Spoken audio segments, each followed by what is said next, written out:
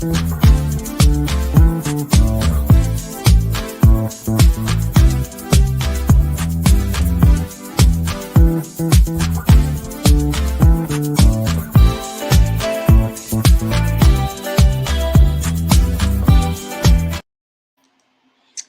what's up, y'all? Happy Sunday. Happy Sunday. I hope you all had a great week. Enjoy your Sunday. Once again, Happy New Year to all the people who's new yet. This is my second live of the year. So, yes, I'm excited. I'm happy for y'all. Happy y'all coming through, supporting this, enjoying this journey with me, and coming ready to share your opinions about these 4 shows. If you saw the thumbnail, yes, we're going to talk about Love and Hip Hop Fam Reunion, Growing Up Hip Hop, The Ultimatum France, and lastly, Love and Marriage Huntsville. So what's up? What's going on? This is my socials. Please subscribe to my channel, Mr. 14, if you have not done so. Hit the notification bell so you'll be notified for all my videos. Instagram, Mr. Grown. Oh, I'm sorry, I didn't promote my channel for Instagram. Yeah, I get it together. So, Twitter, Thomas_Grown, and Discord, Mr. 14, hashtag 3488. And then you saw a client to support the person, support my Cash App. Well, you can Cash App me with $ Mr. 140. And what's up? Hold up, y'all. What's going on? Hey, what's going on? Yes, how y'all doing? Yes, I get my haircut today, but it is what it is. Hey, JW, how you doing, boo? It's been so minute. It's been a long time. Happy New Year, boo. Child CM, yes. Child, that folks, these folks. Tell me about it. Child, I might go off a little bit of some of these people, so y'all better be ready. In my way, I can't go off like that. But, in my little fashion, I might go off. What's going on? So give people a chance to come in. Let me do the show's update. And then we get into the reviews because we got 4 shows to talk about. My method, my madness.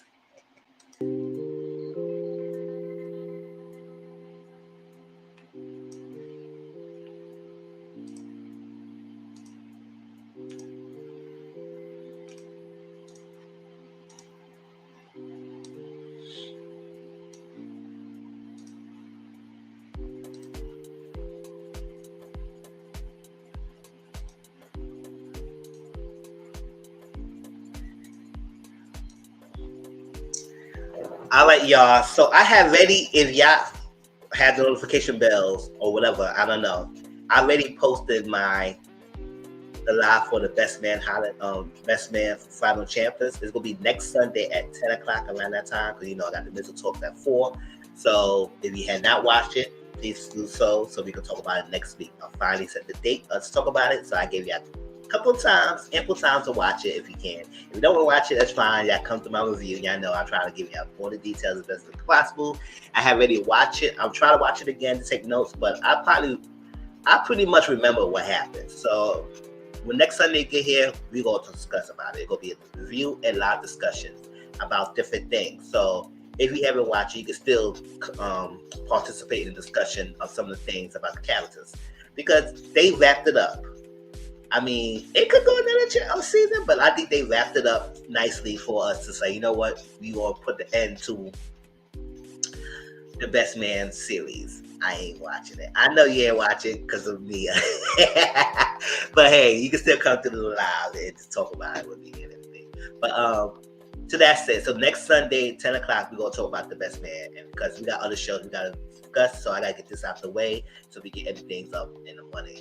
All right, Love and Marriage DC, Season 2. It starts on January 21st. Hold on, enlarge this so I can see it more. Okay. January 21st. On Saturday, it's a watch-along and reviews. Watch-alongs and reviews. Real Housewives of Potomac is continuing on.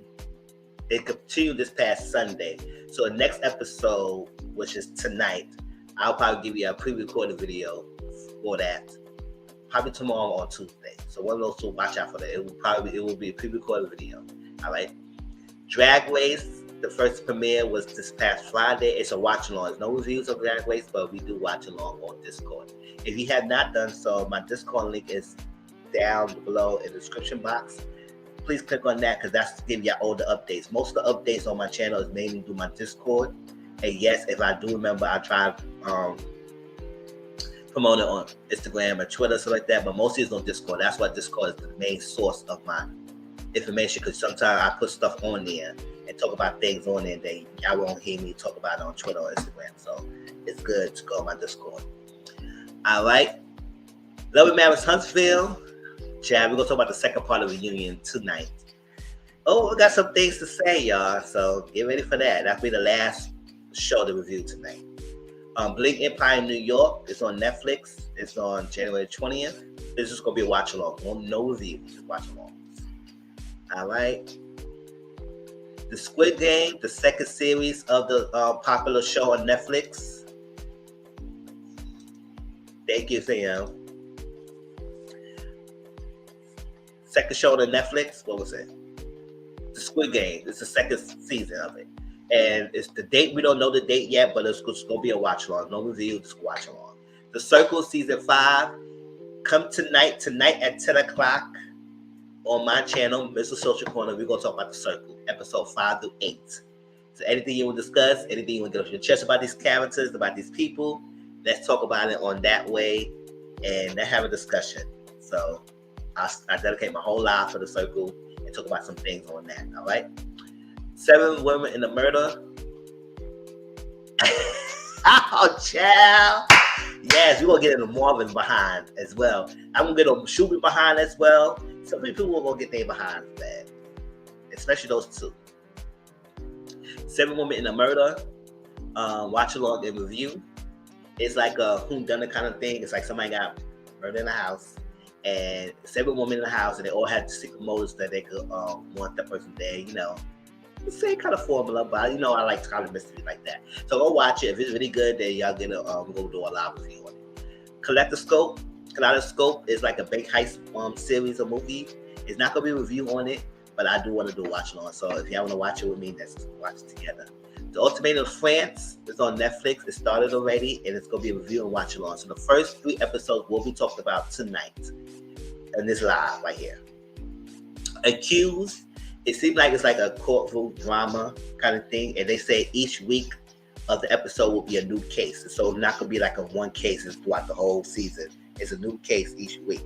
So I'm excited to see it. It's gonna be a watch along review. Keep in mind, all this stuff might be changing. Things might change, but this is what I'm planning to do for this year so far. Harlem season 2 is on Amazon Prime. Starts February 3rd, and the trailer is out already on Twitter. So I'm excited to watch it and review it. Gotham Knights on CW11, and it's just real watching on. It's about the Gotham's family of the Batman family, and you know how they solve crimes when Batman's absence. So hopefully they continue. That's the angle they're going for. Oops. Power Book 2. Power Book 2, Ghost. Season 3 is on Stars. Premiere on March 17th. Yes, it will be watching on and review. So get ready for that, y'all.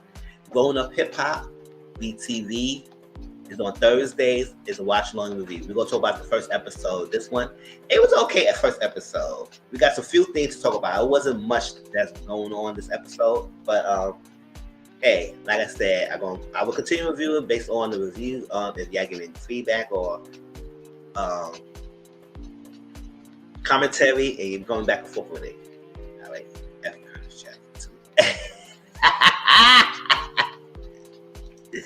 chat, you can F and everyone around here.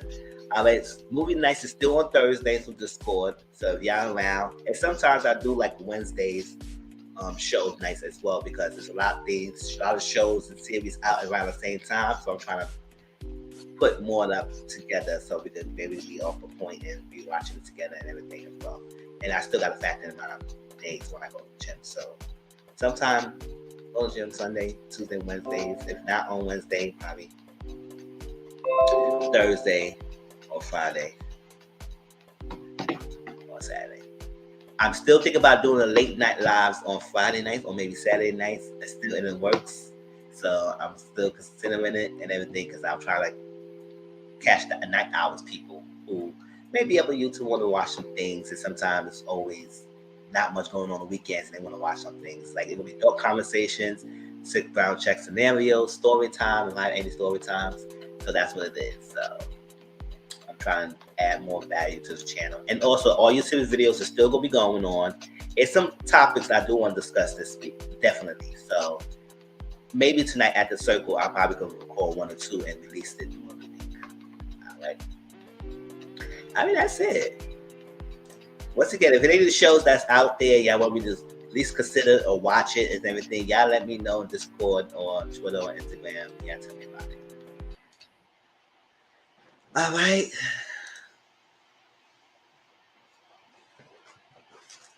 Replay game, appreciate you.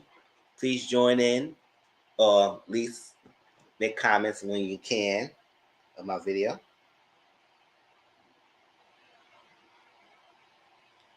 Child, hold up, y'all. Let me go on Instagram real quick and check it one more line.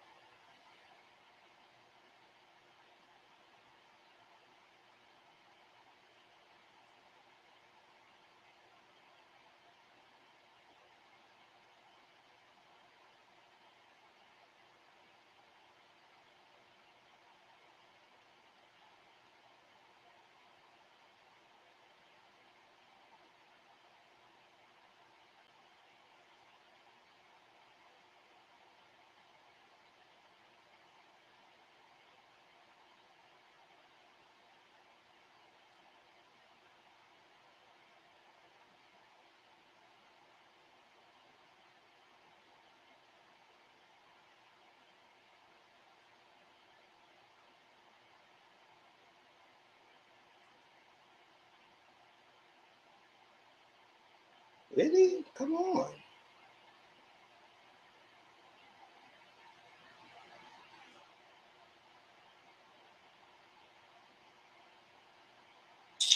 You know what? Whatever. Hold on.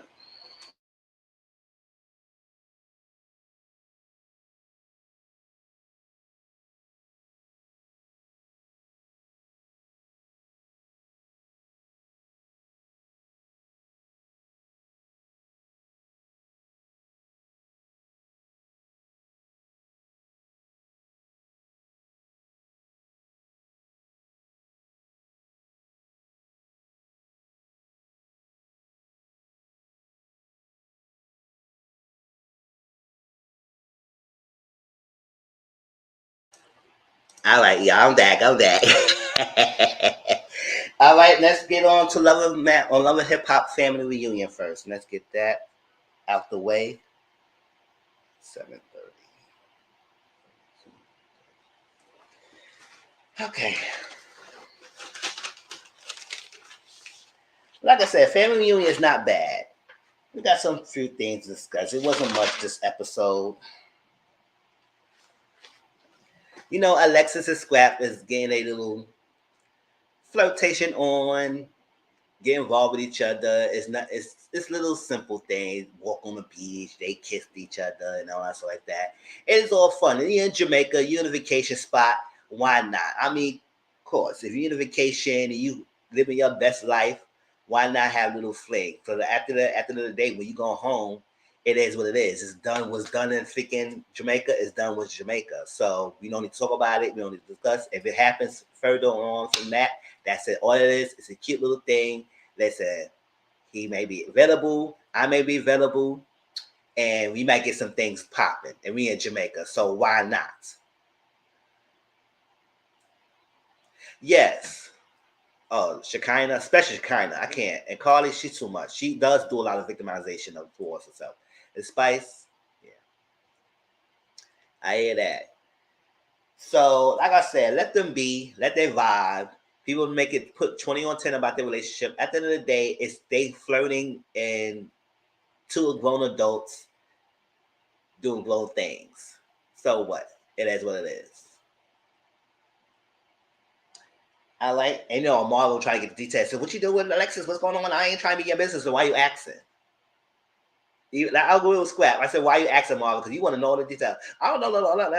Why you going to what you doing? I told you you was going to be you just together. I said, and if I did, if I flapped the script and reverse it, what's up with you? Why you need to know? And that's what it is. God, y'all all in the Kool-Aid.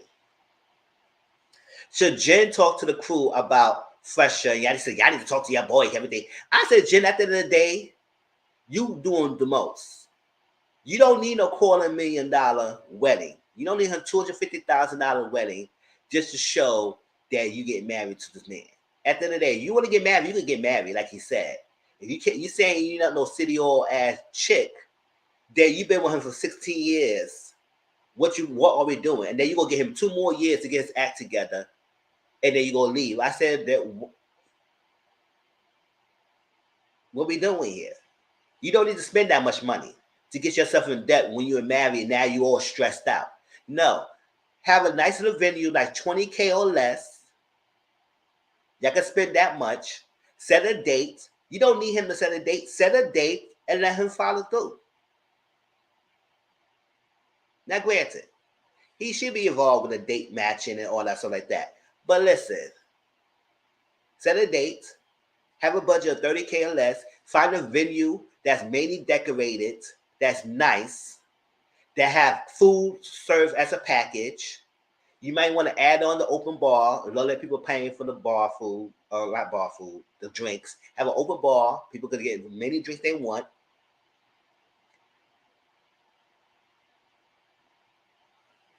Ooh, if she gets the wedding, word on the street is he loses his house.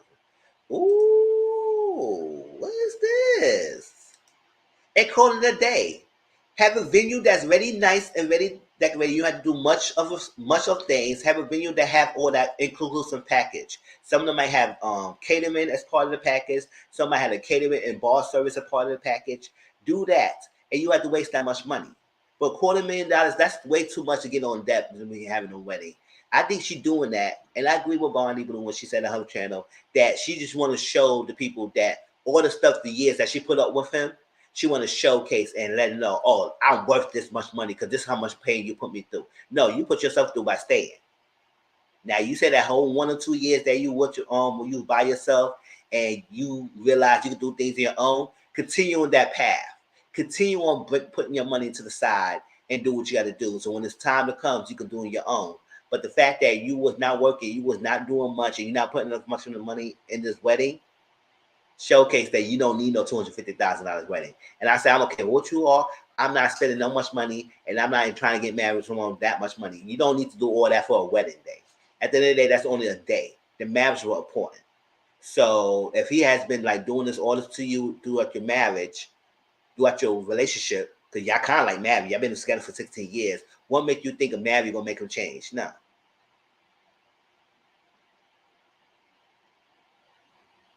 Yeah, they just need a justice of peace. Go out to eat and chill. Ain't nobody come to see all this. That's what I'm saying. Do all that. And then she kept the whole move because everybody want to talk about it. They all just skedaddle man. She said, oh my gosh, I read your oil. Yes, because you're doing the most. I ain't no city oil type bitch. I said, good, do you want a city oil type chick if you was with him for 16 years? If you really your value, you wouldn't have been with him that long. Yeah, oh, so get out my face.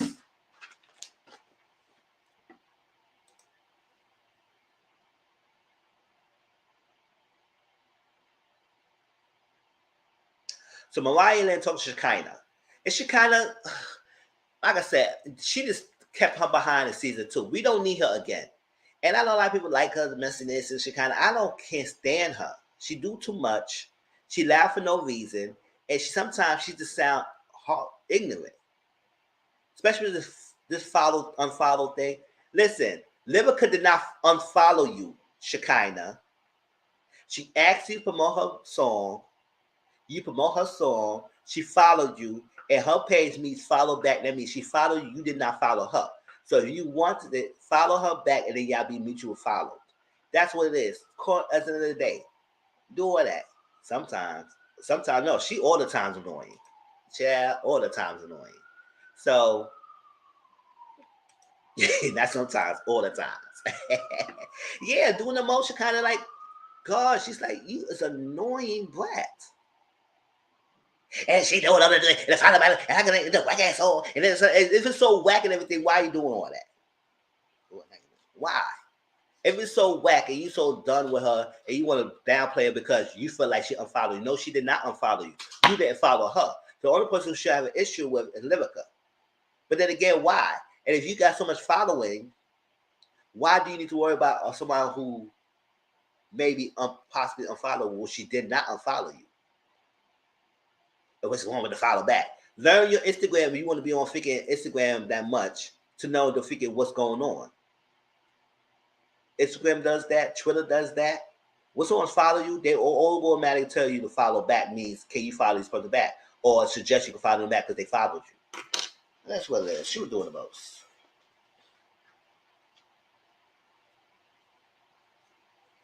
So Chaotic want to get with the girls. He want to get the girls. Somewhere I say Chaotic, he's nice looking, and you may be funny at times, but you come across very thirsty and a horn dog. And when guys come very thirsty and horn dog, they're unattractive. Stop. You doing the most. Doing the most. You think you're funny all the time, showing case all of that, and then you try to get with Tierra, and you can't even say her name right. I said you don't got no right to be sleeping with someone and you can't get their name right. Her name is Tierra, not Tiana. He kept saying that throughout the whole episode. Tiana. Her name is Tierra. But yeah, you want to get with her. Child, get out of my face. So Gunplay, Scrap, and Fresher talks. And he talked about the wedding. And I agree with him. You don't need to spend that much money on the wedding. You don't. So Jen needs to get over herself. She needs to. Now Scrap talk about he wants some multiple wives. I don't know why y'all say that. Y'all know damn well you cannot handle multiple wives. And you're only doing that because you want the sex factor. That's all. Hey Dominique Boo, how you doing? You want the sex factor. You don't want nothing else. Because you're not financially or emotional capable or mentally capable to handle multiple women at one time.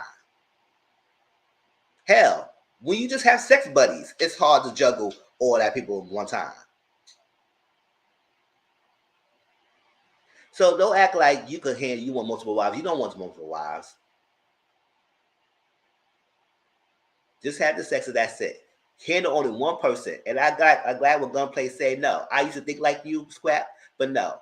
Handle that one person who will complete you and you be fine. You be set. And I said, you know what, Gunplay? You got that drawers at that night with that statement. I mean, well, I still feel like Gunplay is cute. But he needs to get away. He needs to stop with that figure and all that extra stuff. Because your name Richard, call yourself Richard. You don't need to be getting played anymore. If you don't even do that stuff anymore. But whatever. But that statement, Gunplay was like. She kind of did a host in the pool party. And Nancy told Christy, and I think it was Tierra, about her boy toy that she got. And she showed a picture. Now, Christy said, listen, I know we try to move past and we get a better place, but I don't want to see your young boy toy and everything else. I don't want to see you cracking your behind trying to get your booty pie ate from behind. I want to see all that. Let's ease it back down and everything as well. And yeah, Chaotic did this pie eating contest off the booty. Only Shay and Jen was there, and Chaotic and Fresher did that. Fresher won, and that's what it is. It's Spice's birthday, and she kind of is probably, Carly was planning a Spice birthday party, surprise party for her. And, she kind of had a pool party preparing on that. So,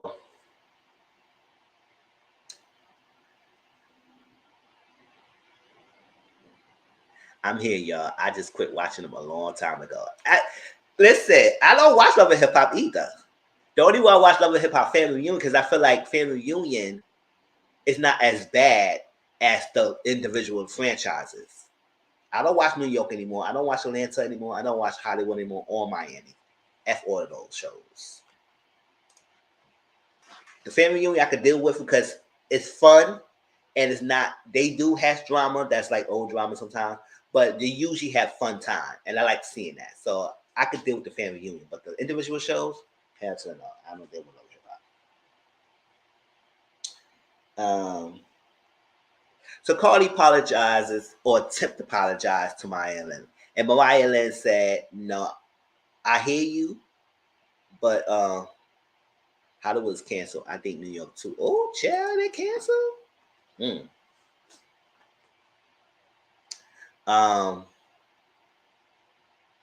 Yeah, she said, I hear you, but I cannot accept your apology. And I'm right here with Mariah Lynn. Because the apology is not apology when you put if on it. Oh, I apologize if you felt some type of way, what I did, if you did this, if I say no, if you did. Once you put apology, it's I apologize if, that means that's not an apology. That means you put a condition to your apology. That's not happening. No, you apologize because you ran up and you snuck Mariah Lynn, and Mariah Lynn was not hitting you. Mariah Lynn wouldn't even touch you when you was on the ground scrapping with Tokyo. Like she said, Tokyo don't want to hit you, not me. Mariah Lynn was trying to stop it, but then she realized she can't stop y'all. So she said, stop it, stop. She was screaming about it. Now you ran up to her, but you're not a fighter. I said, I'm not a fighter. And I said, oh, no times I'm not a fighter. But I would defend myself. But I'm not going to start a fight with someone when I know I can't fight. Or at least I'm not a fighter like that. So why would I run up to someone if you say you're not a fighter? Get out of my face. Girl, if something gets too heated, I will walk away. I don't got time for that. I'm too cute to be fighting someone. Hell to no. And I said that. Yes, I'm too handsome and cute to be fighting. Child, my last fight was in middle school. My brother said, damn. I said, yeah. Well, I'm not fighting y'all. No, I'm 36 years old. About to be 37 next month. I don't got time for fighting. Yes. Yeah, I'm not fighting y'all because I want, I'm not doing all that. You all with your dumb self. And I feel like losing an argument. I said, okay, yeah, whatever, fine. Okay, good. Lose an argument, move on. And at the end of the day, I could go and figure and then get some dick on ass. It is what it is. I got time for that. I can listen. We thought Mama Scott was bad, but Zeus never created it. Good. Child, and I canceled Zeus a long time ago. When I said, when Auntie Mama and I talked together, after the Pick of Bad Boys and Jocelyn Cabaret reviews, I was done with Zeus. I meant it, and I mean it. I said what I said. I'm done with that show. So I didn't watch no Bobby Ling. Bobby likes whatever his thing is, and I don't know what's going on with Bobby's face. He looked like a freaking sore mask. His face looked like a sore mask. That puffed up freaking cheeks. I don't know what the hell he did. Bobby looked better when he didn't have that surgery going on. But well, exactly. I can't defend myself, but I don't want to. I don't do all that.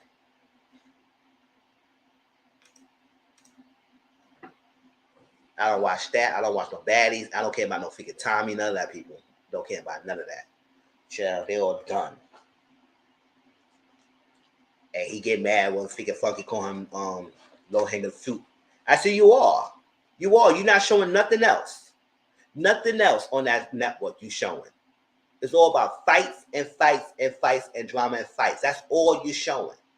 So if you want to be that, just say that. I say, yeah, my show is ghetto crash. My show is fighting, and so what? Y'all like it?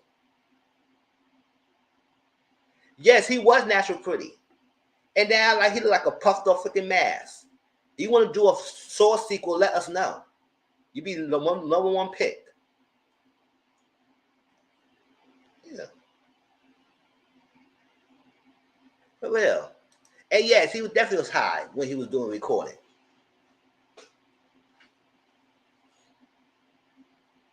So, Mariah said, I can't accept your apology. And I said, Carly, that was not an apology. And you always victimize. You know, I've been everybody, you wasn't at that night. A lot of these ladies say they be bullied, they be put out of the street, they've been prostituted, they've been pimped out, all that stuff. They've been R, they've been SA. So you ain't the only one going through it. You always do this, and then you will victimize yourself. I mean, just stop it. You're a grown-ass woman. Stop doing all that antics. If I was Spice, I would say, Carly, shut up. Now you doing too much. You doing the most. That's not apology. You don't put if in apology or but or anything else. When you contract the apology, that's not apology. So I'm glad Mariah said no. I don't like how things worked out for me. Oh, Romaine. Oh, yeah, we'll get to that. When we talk about Ultimate France, we'll get to Romaine. Thank you for commenting. Welcome. Well, you stay around, we'll talk about that. Ultimatum, we'll talk about next. Okay, so hope you stick around.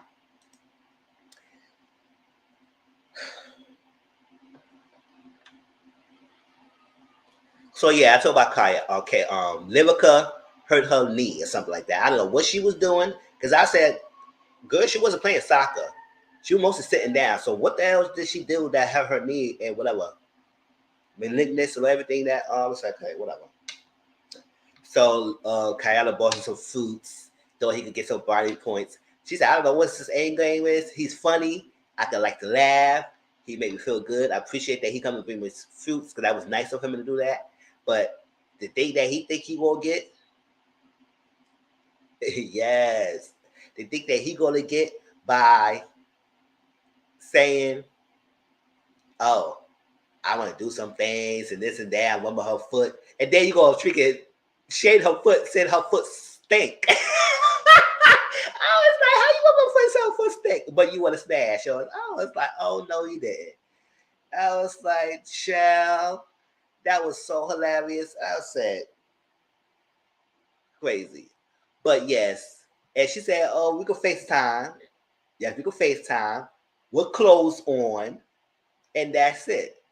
There's no getting in each other's bed. We're not cuddling. We're not doing none of that. It is what it is. I said, somebody get chaotic somebody, because he is like walking like a horn dog, hot in the box. Like, hot in the box. Child, go somewhere, chaotic. So she kind of Carly talked. And she kind of said, ew, what you do? You hit this white girl, doing the most. Whatever, that conversation, whatever. She said, just apologize, and that's it. So, I'm glad she kind of the party for the Spice, because you know, Spice is all good. I'm having a good time. You know, let's look back. You know, she was all good in the funny games. I love her. She going to have a good time.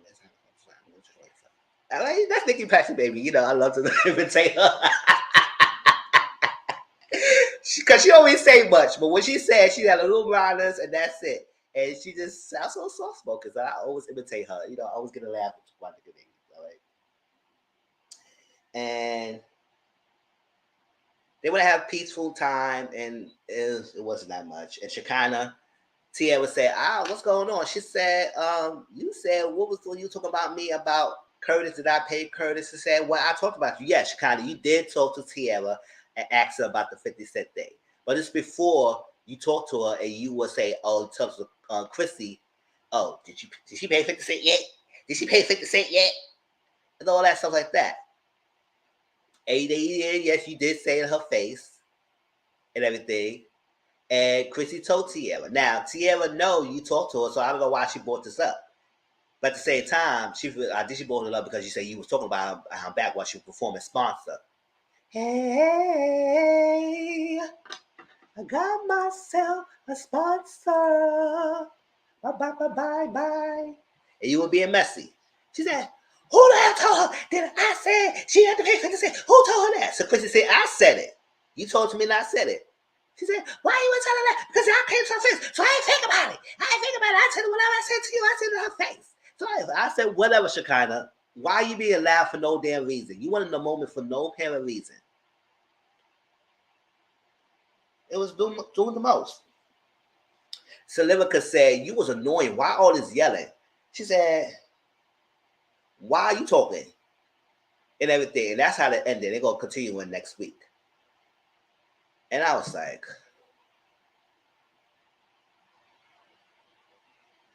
tell me again why we need Shekinah. Tell me again why we need her.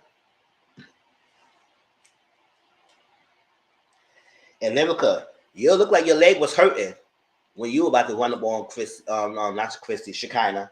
I said, child, I would act broken hurt. I said, oh no, girl, I ain't coming to you. Why you so loud? Yeah, stay over there, girl. Don't touch the leg. I will fall out real quick. Don't come near me. I will fall out. Child, I'll play the sympathy card real quick. My leg. Don't come at me. Right, she had the right word with Christy. And Christy said, you know what? And I got Christy did wrong. Because Christy normally would have rushed over and bum rush her. But Christy said, okay, I got time for this. I said it. You want to point me out? You want to point me out? So what? I said it. Yes, I told her.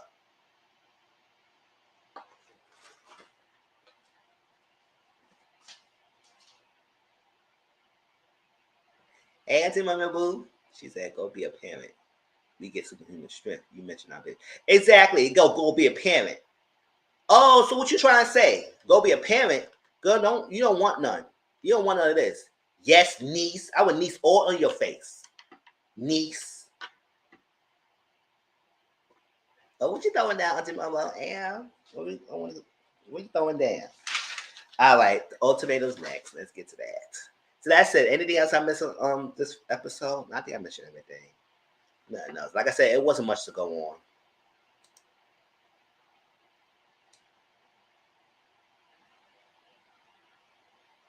Oh yeah, I forgot. Maria did talk to Shay, and Shay told her, "Don't let these people get to under your skin, or all that stuff." And she said, "No, I ain't accepting that apology because that apology was whack." Cause she did. Carly did say, "Oh, I apologize to all you ladies." I said, "No, you did snuck all these ladies, like Mariah Liz said. You snuck her." Or because she called you messy. McCarty, you are messy. Stop acting like you don't know your character. You are messy. Everybody know that. So you want to fight all the viewers who say that? You gonna get the fighting. Your turn, your turn, your turn, your turn, your turn. You gonna be tired after the fifth person because everybody gonna call you messy.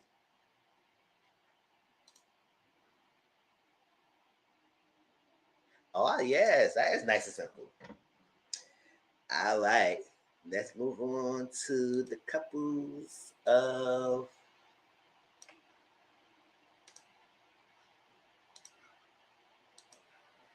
the ultimatum. Let's get on to it. 41, 25. All right, y'all. So y'all remember the ultimatum, right? On Netflix. It was one in US, and this is one in France. Now, I know people saying, "Oh, they're French."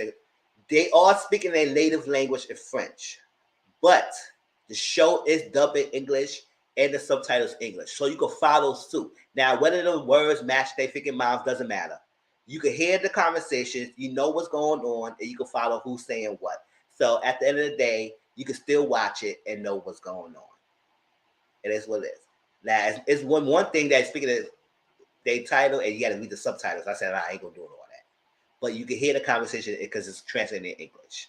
So it is talking in English and it's subtitled in English. So you can read and you listen to what they're saying. So even though the characters is speaking in French, whatever. But the Ultimatum show itself was good because I remember last year I did Ultimatum live of the cast of that season, everything, and there were producers of Love Is Blind. I know they did France, but creators, producers of Love Is Blind created the Ultimatum. If y'all don't know the concept of the show is 6 couples come to the show. Mostly they only like 20s in their 20s, right? 6 couples come to the show, and one half of the couple gave an ultimatum: marry me or what? Right? So they come in a social experiment. Yes, it's a social experiment, and they spend 3 weeks with the new couple of whoever they swap people and everything. So the people they swap with is each other contestants, husband or wife, whatever it is, right? But yeah, it's no husband, or wife, or wife. It's a husband and wife pairing. All right, y'all. So it's not that gay edition yet. So they swap for 3 weeks and everything. After that, they had spent 2 more weeks back to the original partner and whether they feel like they can move on with the partner or not. They have different choices at the end of the social experiment. They can choose no, they want to continue the relationship, and they both become single at the end of the relationship. They say at the end of the experiment, I choose, you know what, I can't be with you, we're gonna be single. That's 1. 2, they could be with the person they swap with and realize that their relationship are better than the person they came with, so they can do that. or 3, they can stay and decide to get married to the person they came with. So marry me or move on. That's basically what it is. Or pick someone else. You could be by yourself. You could pick a new person, or you could stay with the person you're with and get married with the person, and yada, yada, yada. All right, so that's the concept of the ultimatum. Right? And I enjoyed it. Don't get me wrong, because it's got some things, even though they got some hot mess stuff going on and conversations, but I like seeing it's not too upsetting for me to say, you know what, I can't deal with that. Now, Married at First Sight, forget about it. Y'all can convince me all y'all want how good that season is. I can't sit myself watching 2 hours episode every week with these freaking foolishness. I can't with that show. So that's done what it is. Even though they might have some conversation we could talk about, and they could talk about, but I can't. So Married at First Sight, I know it's a new season on right now. It's done. If I do watch it, I watch it after the weddings. I can't do the weddings, not like that. I'll do it after the honeymoon as well. And then we get the nitty gritty. So I'm not watching Married at First Sight anymore. I'm done with that show. So, but I can deal with these. Because Love is Blind and stuff like that. Yes, it's hot, ghetto mess. But sometimes it's good to talk about it. All right. So here are the couples.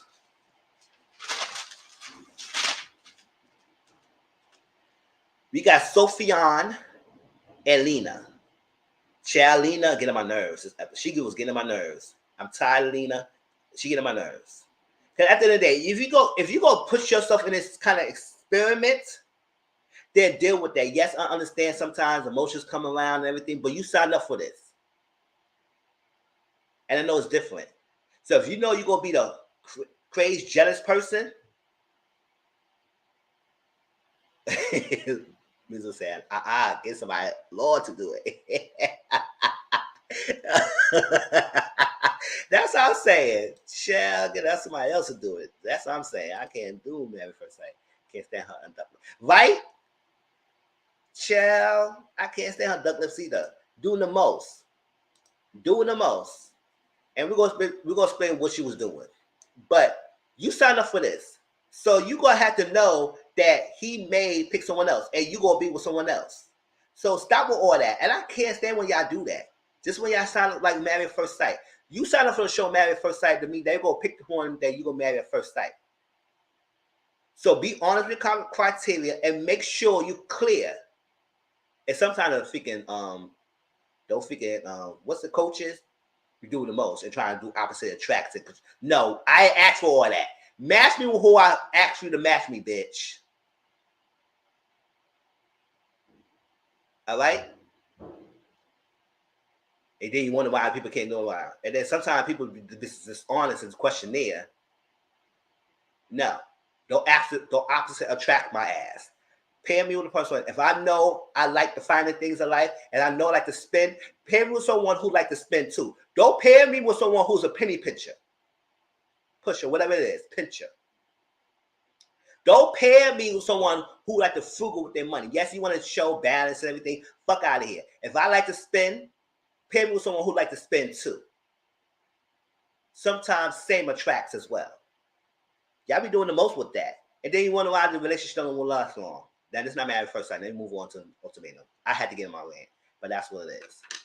So I said all that to say is that y'all get into the social media experience and then want to dictate how the experience goes and want to dictate shit. No. If you sign up for it, deal with it. After 3 weeks, then you say what we gotta say. But all that was too much, Lena. You was the only woman on the show, even though each one of them had their little things, but they all went on with the experiment. You was the only one made one want to threaten a lady, want to come at the lady, have your huge jealousy, and doing the most. All right, so this is Sophia and Lena. And I'll explain some of the issues later after I introduce the rest of the couples. Next is Andre and Sarah. Not Sarah, Sarah. And it's spelled S-A-R-A-H. You know, some of the pronunciation of the names is different than what we say. Like when we get to Lindsay, it's Lindsay, L-A-N-D-S-A-Y. But we say Lindsay, but they would say Lindsay. So it's good, different. So Andre and Sarah. Oh, I forgot. Lena is 29, and Sophian is 31. right? Andre is 23. Oh, I forgot what Salah age is. Y'all remember the Salah age? Y'all let me know. Oh, you can't say that. Go ahead. Tell the truth. Tell me the truth. Account for commenting. I can't stop. Let's see that. That's that. Next is Scott and Lindsay. Not Lindsay, Lindsay. Right? So that's that. Scott, how old is he? Scott is 28. And Lindsay, I forgot his age. Forgot her age too. It is what it is. The age ain't important. But now I know none of them is in the only person in their 30s was Sophion. Everybody was in their 20s and down. And that's what it is.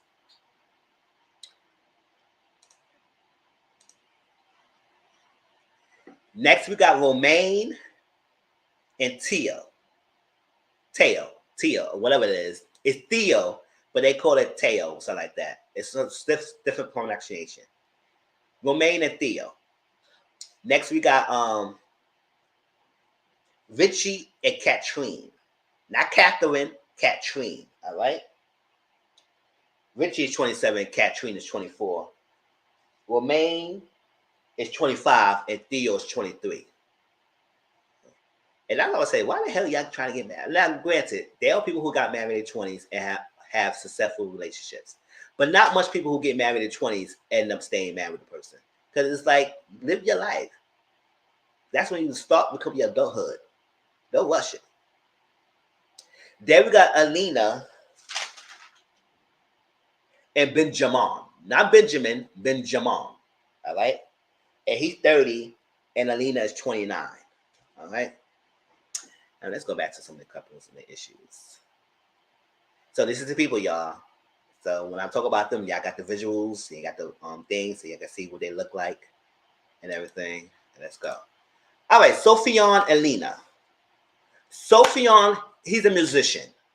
He does music, he's into entertainment, whatever it is. It's something about music. He wants to go to the U.S. to fulfill his dreams. And Lena, wait, hold up, y'all. It's getting hot.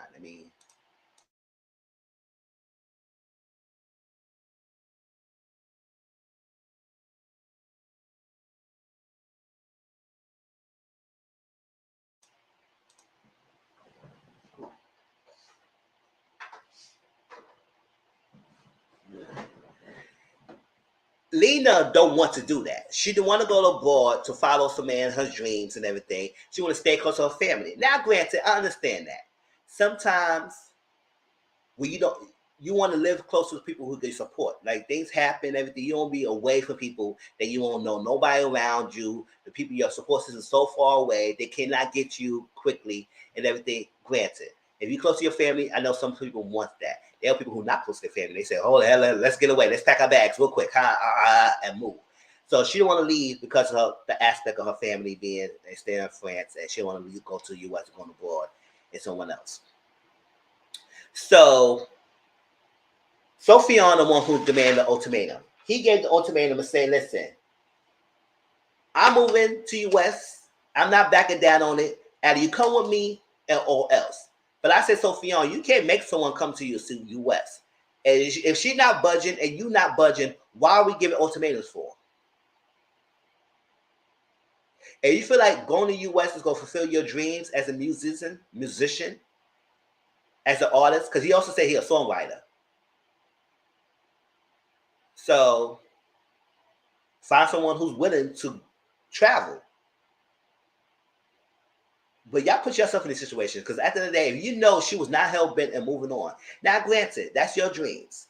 And that sometimes you don't want to regret being with someone or resent someone because they made you falter in your dreams or push back in your dreams or push hold in your dreams. And sometimes a lot of women go through that because sometimes they had dreams themselves and they stop their dreams to follow the pursuit of the man. Which is 2023, y'all. We got to stop doing that. Follow your dreams too. So, I don't know what y'all going to do here, but y'all need to figure that out. If none of y'all budging, end the relationship. End it. Period. And I don't got nothing else to say about that. End it and move on. Do your dreams. You follow yourself, and you stay close to your family. And period. What we doing here? It don't need to. Ain't no conversations. They been dating for 2 years. So I said, okay, for 2 years, and you realize you have your dreams. Don't try to spend more and more years together if nobody's budging on their situation. Ali, you go to the U.S. and find someone who wanted to really move with you, or you stay in France and build your musician and career in France. Songwrite people who's singers in France and everything else, or go ghostwriter and do things overseas and make connections, do FaceTime or connection or whatever it is you want to do and make your money that way. If you're going to stay in France. And that way you can have your relationship with Lena and still do your music. But if you want to go US, go to US and do what you got to do. If she don't want to follow suit, it is what it is. That's that. Andre and Salah. Andre gave an ultimatum, and he's 23 years old. They've been together for 2 years, and he want to get married and have children and everything. And Salah, on the other hand, does not. She don't see the value of marriage, and she do not see the value of having children. Now, it's usually the man who resists marriage, not so much females, but there are females out there who don't feel like they want to be mothers and don't want to be married. And that's okay. There's nothing wrong with that. So, if Andre, if that's your end all be all, why are you being with someone who don't want that? Now, granted, can she change her mind? Maybe she can change her mind. But to me, usually when you adamant about something, you adamant about something. Especially with like rule breakers kind of thing, relationship, like children, marriage, like that. Now, me, I'm a single person. I grew up in a single parent household. I do not want no kid as a single person. If I want to raise some children with someone, I have to be with a partner with someone and we co-parented that person together. And no, I'm not having no kid as a single person. Me and my partner want to raise this kid together. A two-parent household. Yeah. So no, I'm not against having children. I'm against having children as a single parent. So if I'm with someone, yes, I'm gonna have children, but we're gonna raise together. And that's what it is. And get married, fine, you get married.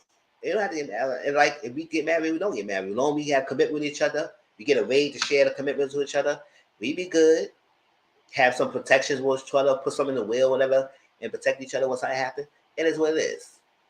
I know Biden's signs for the respect for all marriage means that if you go to another state, they have to respect your marriage, honor your marriage. It is what it is. So get married. So I don't know what y'all gonna do here, Salah and Andre, but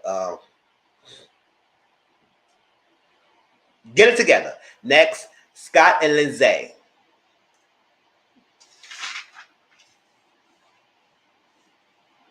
Lindsay, you sure that's a two-parent household?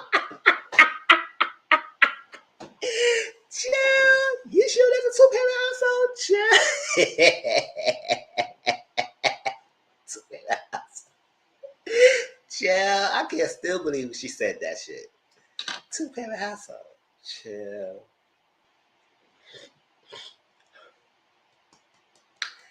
Lindsay is a little reserved. She's a little reserved. She laid back compared to Scott, who's married, who mainly extroverted. He's out there.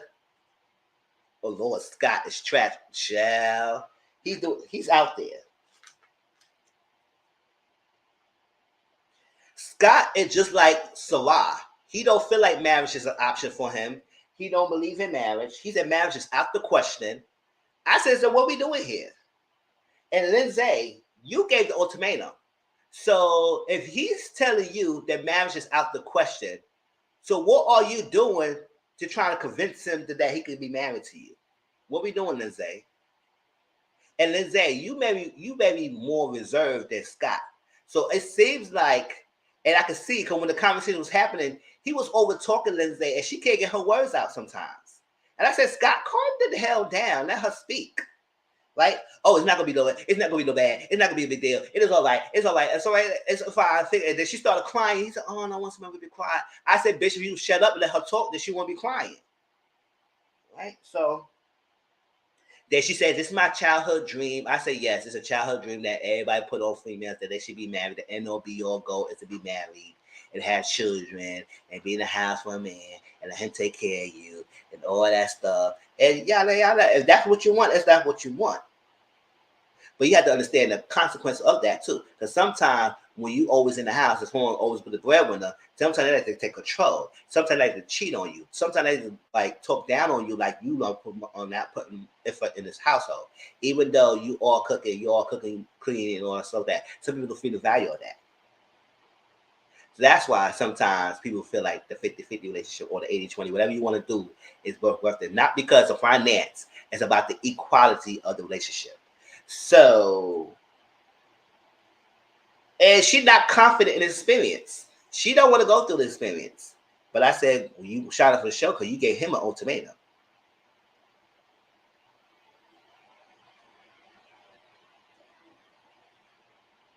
And they've been together for 5.5 years. And she said she never been away from Scott more than 2 days. I said, "Ooh, girl, you need to have some distance from him sometimes." Because he sees too much in this episode. He sees way too much and going a lot going on with him. We see way too much. So the fact that you haven't been away from him 2 years, I said, "Girl, you just stop smothering each other. That's a problem. Maybe just get some distance. Maybe just get some clarity in your mind." But okay. And I'm at a party. I said, "Oh, y'all at a party? Okay. I thought you were at a party."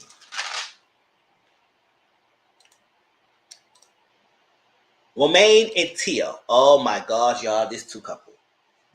Tia or Romaine? I said, "Romaine, you the one who gave the ultimatum, right?" And I don't understand. Romaine is 25 and Tia is 23, right? Romaine is just like Scott. She's extroverted. She's out there. She like to have a good time. She like to have a fun time. She like to be bundled down. Now, she said Tia is more focuses on his work. He focuses on his work throughout the day. So they only spend like 3 hours mainly a day. From 10 p.m., 11, 12, 1 to 1 a.m. 3 hours a day. That's all he spend with her. And he gonna say, "That's too much. You bothering." I said, "What the fuck? That's too much. 3 hours a day is too much for you to spend time with someone." But yet you gonna come in the show where you have to spend a lot of time with the person you're gonna be swapping with. But that's too much for you, 3 hours. And then she said when she wait for him to come home to eat. I said, "I don't know what the hell you waiting for, girl. My stomach is hungry. My stomach is hungry. And now I'm on a healthier and weight loss journey diet. I gotta eat 3 times a day. I'm not waiting for nobody to sit down and eat. Child. I need my carbs and fiber. So and proteins. So I don't know what you're going and you go wait." She said, "Oh yeah, I will wait till 10 o'clock when he come home." And then when you come home, y'all sitting at the dinner table, and then he mainly on his phone.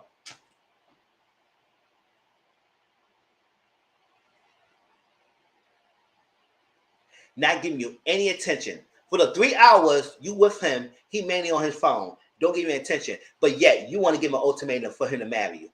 What's up? What's up, Romaine? I want to know what's going on. Because he's barely showing you that he don't really give a damn or interest about you. And y'all been together for 2 years. So it seems to me, y'all relationship is mostly hot and heavy, sexy. Because y'all both got sexy bodies, y'all looking good. Maybe it's just sex. Because I don't know what is y'all interaction y'all giving y'all you want to get married him. Because he barely giving you any attention. Phone is rude and disrespectful to be on your phone when you're at the dinner table with your spouse, and that's all the time you be giving me. And then you say I'm smothering you for the 3 hours a day. Boy, bye. And she said he's self-centered. He into himself. But I said, "Well, man, so what is you doing then? You a glutton for punishment? You want to stay with that?" "Oh yeah, he got good qualities." I said, girl, he got good qualities. So why are we on the show? If you like that he don't spend any time with you, he's always on his phone, he always working, he leave you alone to do what you need to do. That's a perfect match for me. Child, go ahead, go about your business, because you ain't paying me any mind. Child, when I need to give him, here, give my money. Fuck out of here.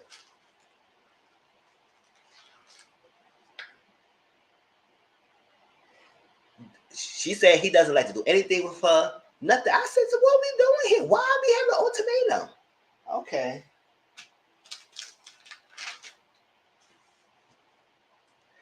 He made it seem like she was like overbearing, like he was on her freaking nutsack 24/7, but only 3 hours a day. Okay.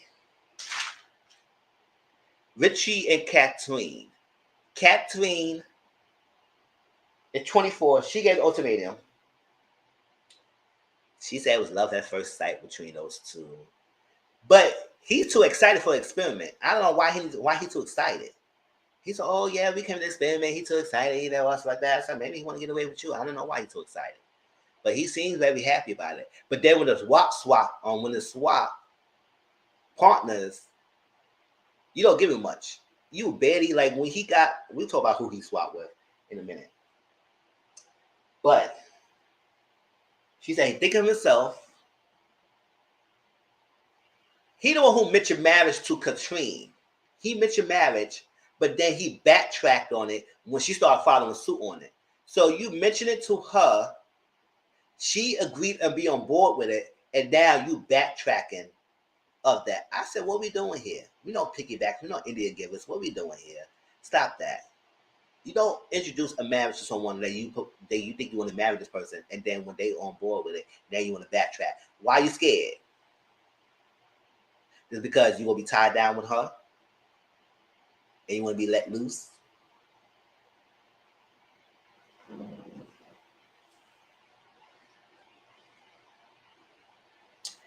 And he said he went through a loss, that he lost his mom and everything, so he didn't want to get married right away. I said, I understand that you would get some time. But how much time? And especially when you introduce the idea and then you backtrack now.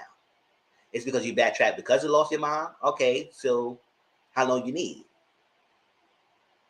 Because see, to me, you go stretch this out as long as you possible so she could forget about marriage. I said, no, that's not going to happen. She gave the ultimatum. So get it together, Richie. Lex, Elena, and Benjamin, I don't got much to say with those two because they was boring. All I can say that he does talk a lot. And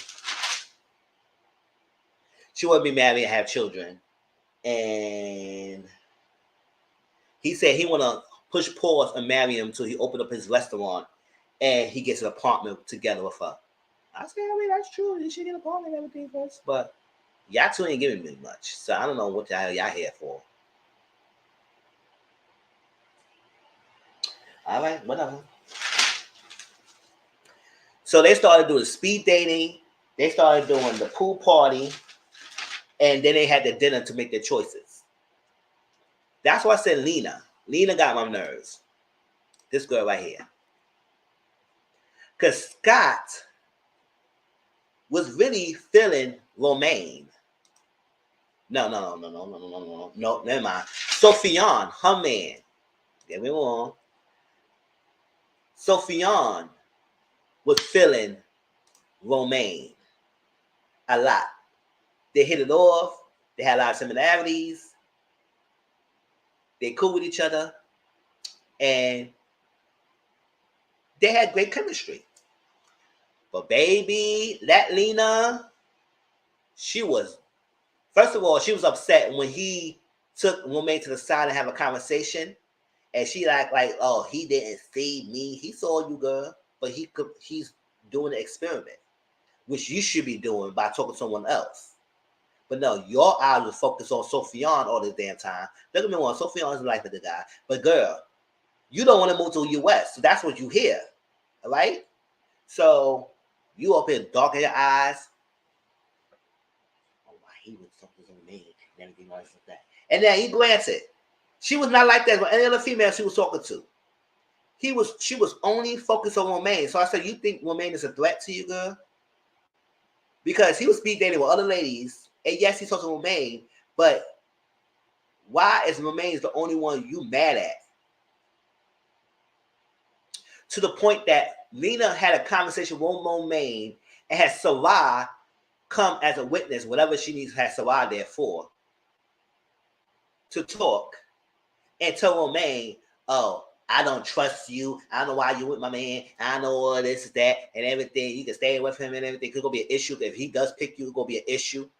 So basically, you're going to make it an issue for them to be together. It's going to be a whole thing. So now they're going to focus on what Lena thinks and not the experiment they picking on. I said, girl. So that made Romaine take a step back for Sophion, because Romaine and Sophion was their top choices until they asked her and then she said somebody else. And that Sophion is upset. And I said, Sophion, you should not be upset, because I understand why, but be upset with the girl you with. Because she was coming after Romaine. Or what?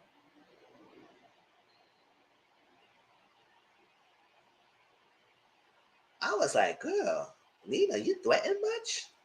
I was like, girl, you was upset. She was jealous. She felt insecure. She felt disrespected by Romaine. I said, Romaine don't own you anything. She doesn't own you anything. Now you feel scared about the experiment because you don't want to lose Sophion and he's appointing to you and all that stuff. And she said she not jealous. I said, girl, you acting like that. So I don't know what's up with you, but get over yourself.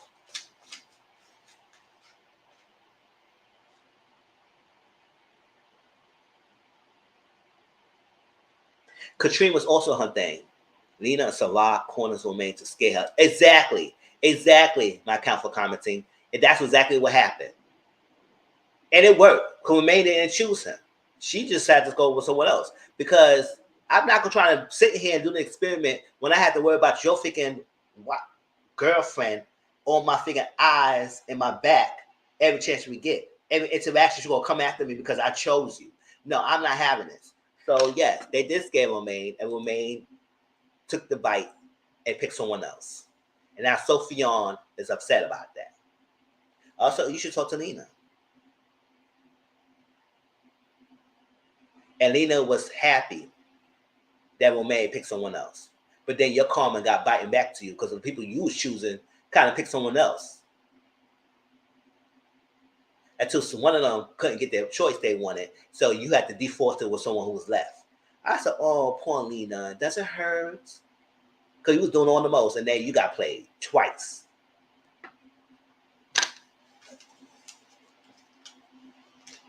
What else?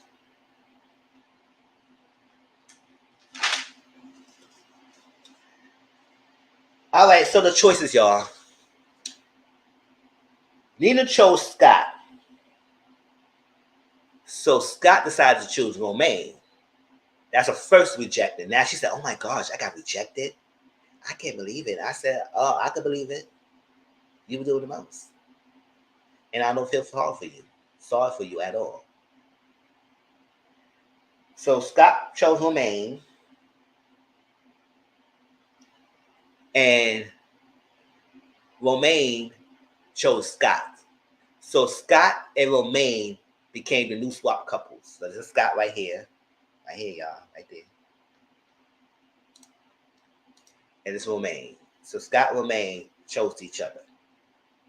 And they both are extroverted people. They both is out there. They both is in your face, having a good time, adventurous people. So it seems like they might have a good time together. Just for at least for the sake of the 3 weeks.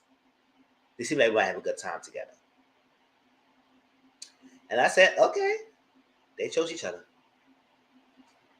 Nina chose Andre, and Andre chose Katrine. I said, damn, girl, you got played twice. Ooh, Nina, pickle your face, girl. I got your face. Girl, you got dusted real quick twice. And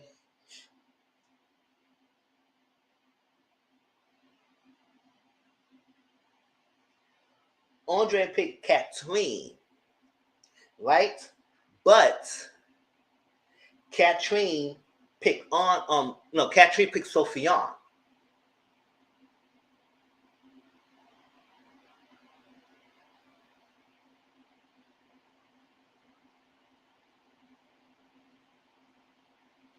So Sophion and Katrine became a couple. And it seemed like they defaulted because I don't think he really Sophion ain't had other connections that much, but on Romaine, and he wanted Romaine, but Romaine and Scott picked each other. So the other person was what? Whoever picked Sophion, and since that's the only choice, I guess that's what it was. So, oh, hold up. Sophion and Katrine became a couple for the next 3 weeks. Not pick up your face. Exactly.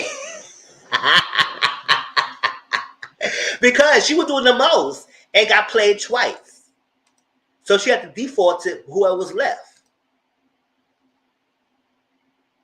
So at the end of the day, since Katrine picked Sophion and Sophion agreed with being with Katrine, so that only left with Lena to be with Andre, because Andre didn't have another person. So he had to go with Andre. So Lena and Andre was defaulted with each other. Exactly. You know what? A lot of people definitely want Romaine. And it seems like Romaine is a good girl. It seemed like she wanted someone, but she got a douchebag as a guy who don't pay her any damn attention. And Romaine was a sexy girl, like Grant said. They could have had some more melanin and chocolate in line here. But whatever. We had to go for these little paper bags, papers. But we're going to go with that. That's what it is. Let's say they are, I like all shapes and sizes. I like all flavors, ethnic group. I dated all kinds of races and everything, so I'm not all that. It is that they could have had a little bit more melanin up in this damn cast, but we'll go on. So, but Romaine was the sexy people that a lot of people like. A lot of men like Romaine. And I said, oh, child. And it seemed like Tio's not happy about that much either. I said, Tio, well, you need to pay attention. Stop being on your damn phone. And spend more time than 3 hours a day with Romaine. And she won't be going with someone else. Now you look like, oh my gosh, I might lose Romaine. I said, you gonna lose Romaine. You gonna lose Romaine. You gonna lose Romaine if you don't stop and you gonna act up. So Andre and Lena, where's Andre at? Hold on. So Andre and Lena is together for the next 3 weeks. Lindsay pick Richie. Lindsay picked Richie. The reason why Lindsay picked Richie because Richie and Lindsay have similar personalities. They have similar lifestyles. They have similar backgrounds. They both grew up on broken homes and everything and lost and stuff like that. So they connected with that way. That's okay. And that left with Sarah being with Theo. Because Sarah and Theo kind of had similar uptakes about marriage. Because Theo don't think about marriage just either. So this is Theo right here. And Salah got together. And Elena and Benjamin, like I said, they chose each other at the end of the day. And then they say, you know what? I've been experiencing and everything, and I also like that, and I know everybody's good and everything, but you know what? I see the value, and I see Benjamin's right for me, and I don't want nobody else and everything, and all that stuff like that. So I'm going to withdraw my ultimatum. We're going to be with Benjamin and everything, and Benjamin say yes, he agreed with that, and move on. I said, so you dropped your ultimatum to be with Benjamin. So how long are you willing to wait? Because you and Benjamin been together for 5.5 years.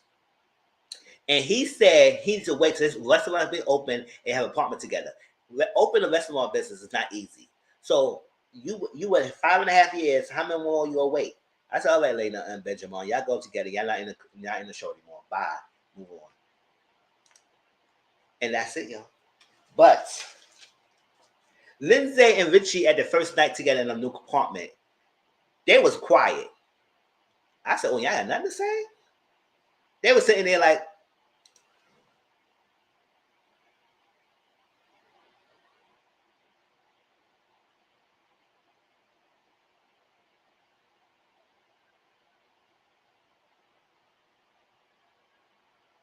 that was the whole thing. I was like, exactly. And that's happened the Ultimatum USA. It was 6 couples, and only 5 couples went through the experiment because that girl, Alexia, that's her name. I think her name was Alexia. Didn't realize nobody really wanted her like that. Since nobody really wanted her, and somebody was trying to get her man, she interfered and decided to be with her man, and then they decided to be with together. And then she want to come around in season, try to act like she's all that. I said, girl, bye. So Lindsay and Richie was staring at each other as sitting in like awkwardness. The next day they got better because they started cleaning and they interacted by cleaning with each other. And he happy by cleaning because he said Katrine is like a hurricane. Exactly. When Katrine went in the house with Sophion, she went in the room all to herself. He went to sleep on the couch. I said, F that. I'm sorry, y'all, but I'm not sleeping on no damn couch. You sleep on one side of your bed. I said, I don't care. We got couples and everything. I know people want to respect each other. I said, no, I'm sleeping in this bed. So you gonna do what you gotta do. You sleep in that end, I sleep in this end. We gotta have the pillows in between, and it's what it is. But I'm not sleeping on no damn couch. But granted, the couch had a pull-out bed, so it was not bad. But at the same time, they had one bed for a reason. Nobody said we're gonna be cuddling and having sex with each other. That's if y'all wanted to do that. But you have to deal with it because I'm not going that couch.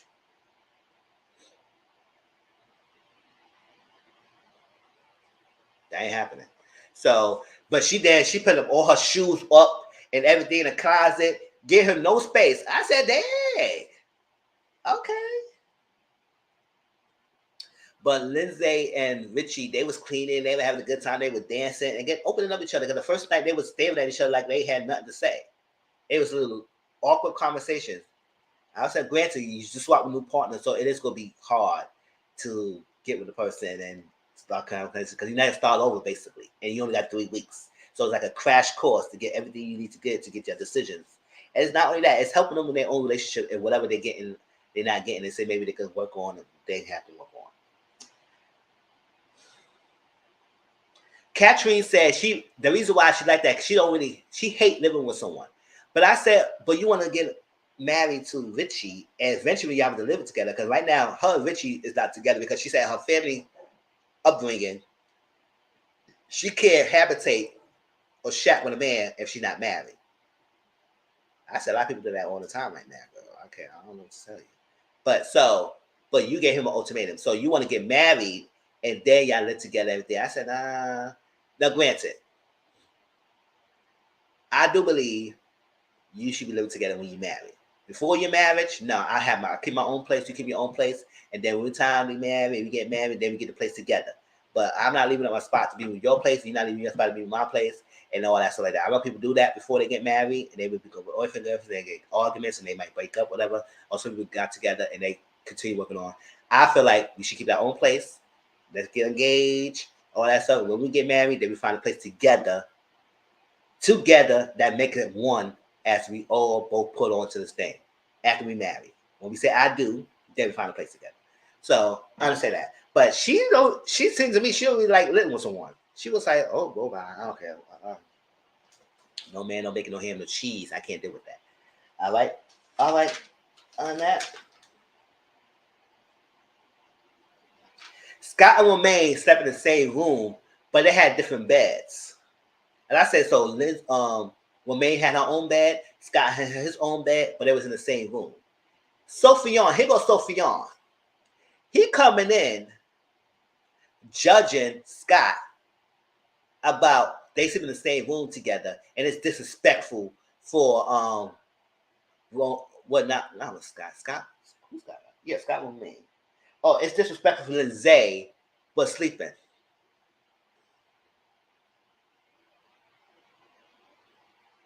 Yes, you gotta have a trial one because you don't know a person until you live with them.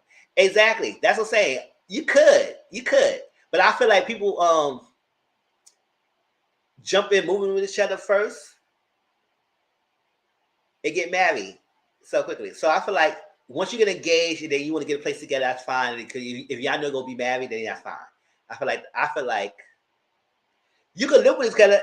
To me, I feel like if you have your own place, the person comes to stay with you, you stay with them, you're going to get to know the person anyway. So you still having a try one. I don't feel like I should give up my own place to live with someone and being there cramped on their own spot. No. or something like that. I feel like you could still live with each other somewhere and have your own place, and y'all can still, cause y'all gonna be staying with each other, all stuff like that. But I understand, and you can have your child one before. But it seems like Katrina don't want to live with no one else at all because she don't comfortable doing that. So, but you want to get married, then you want to live with someone that's not happening. So yes, stay with him sometimes and let him stay in your place sometimes and see how you feel. But it seemed like they was doing that. Sophion was jealous. Sophion definitely was jealous. Just like you got to try one to sex, you got to try one to living together. That's the same. But I'm not giving up my place. You can stay with me sometime. I can stay with you sometime, but I'm not giving up my place. We're going to have a place together once we get married. Because if you're not together, you give up your place for what? And then you got to find your own place when you break up. I'm not doing all that.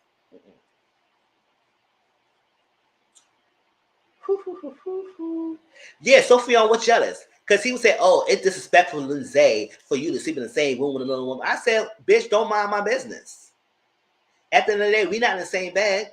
And if they were, this is my experiment with Romaine, not you, because you salty because you're not Romaine yourself. So now you want to be judgy. And I'm glad Scott came when he said, oh, so you don't want that because you act like you not have Romaine yourself. And I know you wanted Romaine, right? And Scott had nothing else to say, right? I said, please. And that's it. I think that was all. That was the first 3 episodes. So next week, we're going to talk about the next 2 or 3 episodes until we can finish up the season because we got other shows we got to watch and I'm trying to hurry this thing up. But it was good. I enjoyed it. Thank you for Jade Off. I don't know if she's here yet, but thank you for Jade Off for watching it with me because it was good to talk and get different opinions. I know a lot of people ain't saying much right here, but my account for commentary, thank you for coming in and sharing your opinions about it because, yes, Sophion was definitely jealous. You could tell. And you want to judge Scott. I said, boy, you better worry about your freaking Katrine. Now you feel like you can't be with Katrine because Katrine is doing so much for you. I said, oh, who fault was that? All right, let's do Global Hip Hop. We don't got much to say going on hip hop. The last one would be Love and Marriage Huntsville, and that could be the most stuff we're gonna talk about. Oh, you just finished binging? Oh yes. I try to pace myself with it. Going on hip hop. Let's do that.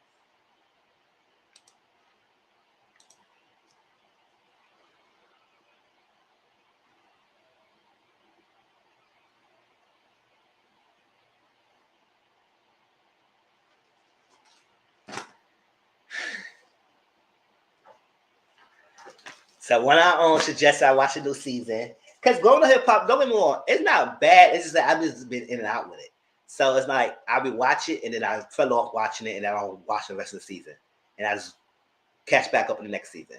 So it might be things I might forget or I might not connect. So if y'all watch the show, please fill the dots for me and everything, all right? Sam and Ish, Egypt was a fool. Trash wishes he listened. Angela can go away. Queen needs to go away. Child, you should sum it up. Like, all right, y'all. Like I said, it's not going to be much. Egypt is pregnant. She 8 weeks pregnant. She's 2 months pregnant. I said, oh, that's nice. But I did not realize Sam had 2 kids before Egypt. I could have sworn he had no kids. And he did the first kid with Egypt.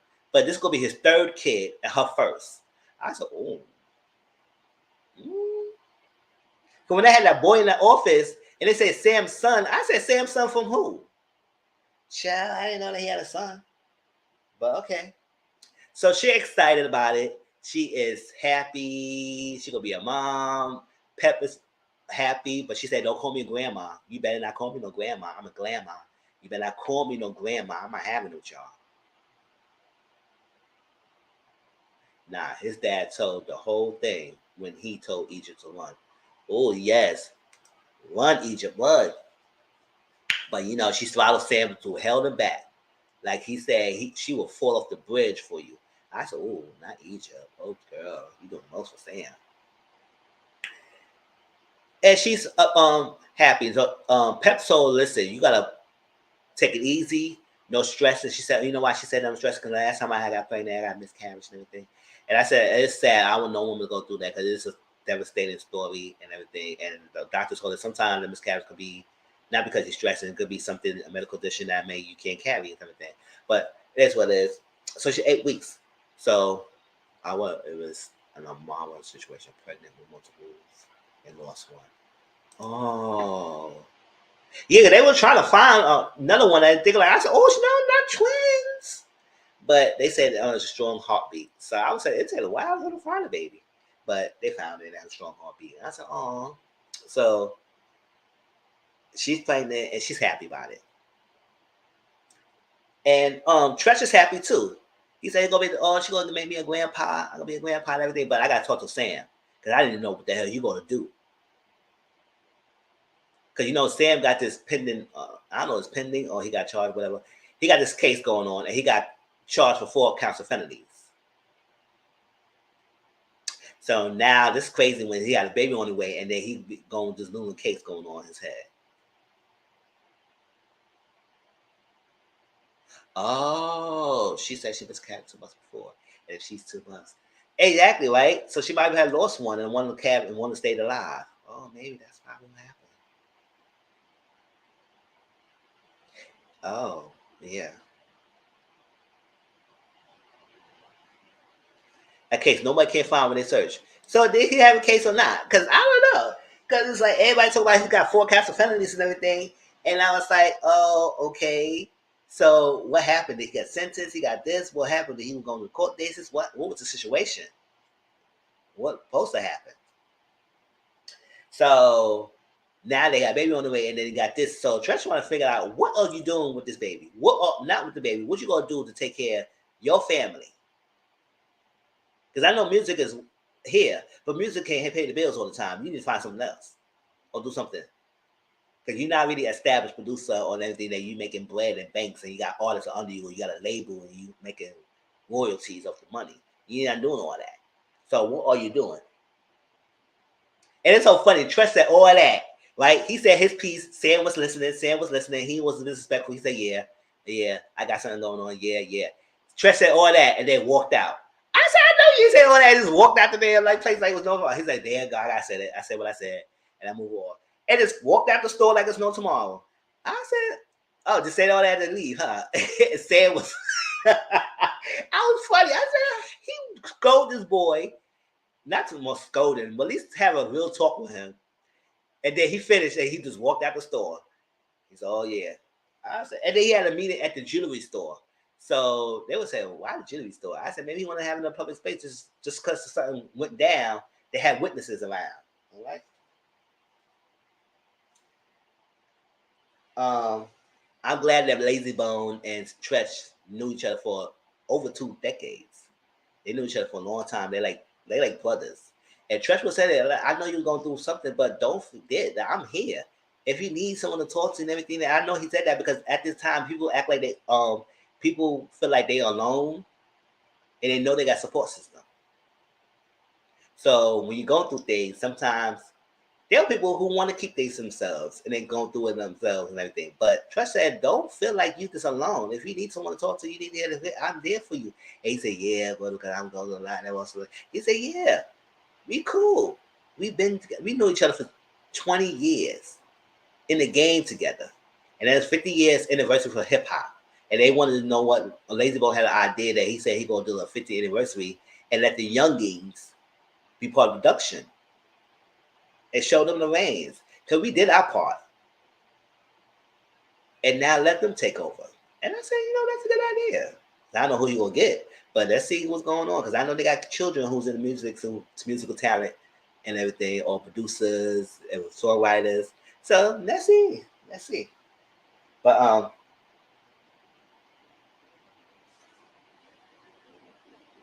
he said we just got to check in on each other. And I say, you know what? I agree. Check in. Because you always got to check in with your friends. And everything. And Lazy Bone said it was not a baby mom situation. I think something happening and he had to get his daughter around the situation. That involved his baby mom or somebody else or something like that. So his daughter was in the middle of it and he had to get his daughter. So, and I said, oh, okay. So he said, don't feel like you're alone and you can't reach out. I'm always here. And he said, appreciate that. Angela Cree. Angela would have been singer, and I don't know why. She just sit down. Yes, in a toxic relationship. Yes, exactly was. That's what will happen. So he had to get his daughter out of that situation because he don't want her daughter in the middle of it, and then she be a bystander, a casualty of war between the baby mama and her freaking relationship. So Angela want to sing. I said, I know damn right she want to be no singer. Hell to the no. Oh, there you go. I said, well, she sound like a deep managed voice. So want to be a singer. Oh.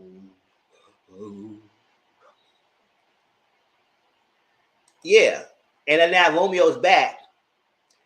She gonna use that. I guess that's gonna be a storyline of patching up the thing. What the hell was the issue between those two? You know, I don't follow. I think they wasn't in a relationship together. This happened. I don't know what happened. But she was a singer. Then Cree came over and she gave her a mic. She said, I want to go do a mic. She said, you want me to sing? I said, I didn't want to be no singer. I just want to make a song and all stuff like that. Yeah, Angela said that for real. Sit down. Shoot. Angela was like, what the hell?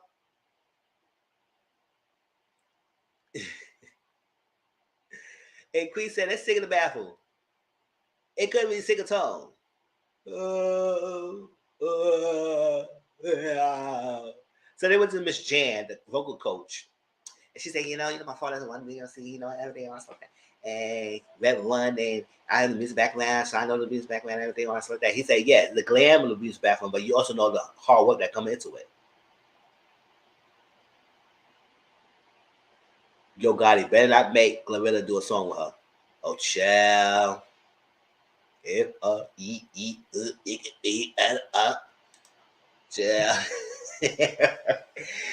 so she want to make a hit. She don't want to do no album or no song. She just want to make a few little hits, and that's it. She don't be no singer.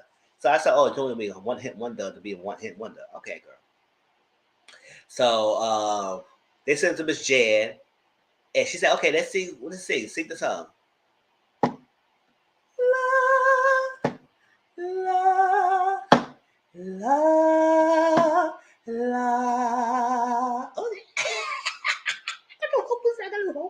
sorry, I can't sing, y'all. I can't sing. But she ain't doing all that. She just said,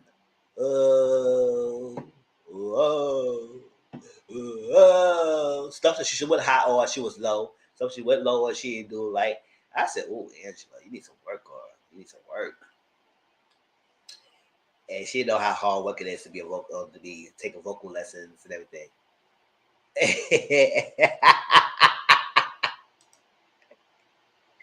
Oh, bitch, don't beat me.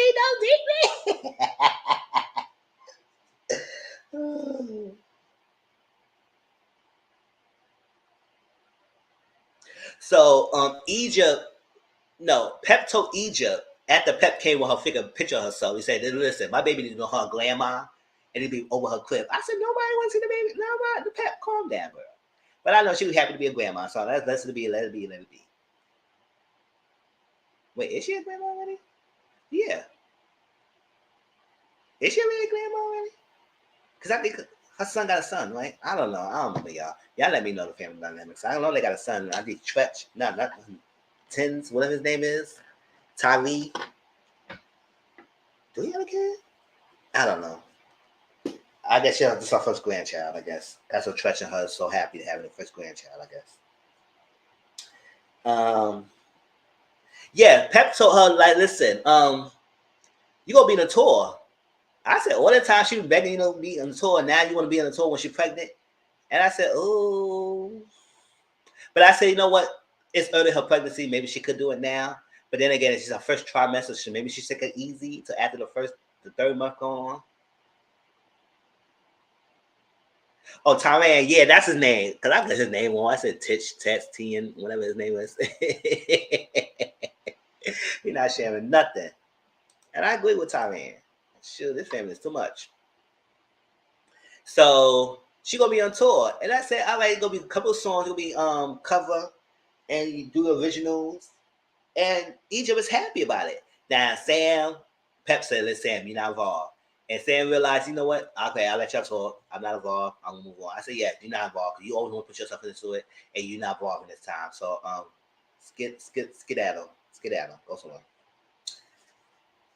So it's Egypt moment. Let her sing. And I said, okay, Egypt, you better do your thing, do your yang, yang, yang, yang, and all that stuff.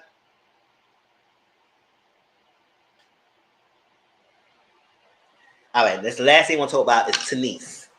You know, Tanise is JoJo's wife. You know, JoJo and Tanise are together. No, JoJo's Angela's brother. And they have a daughter and they have a son. The son just turned 1 year old. I said, that's a big 1 year old, but okay.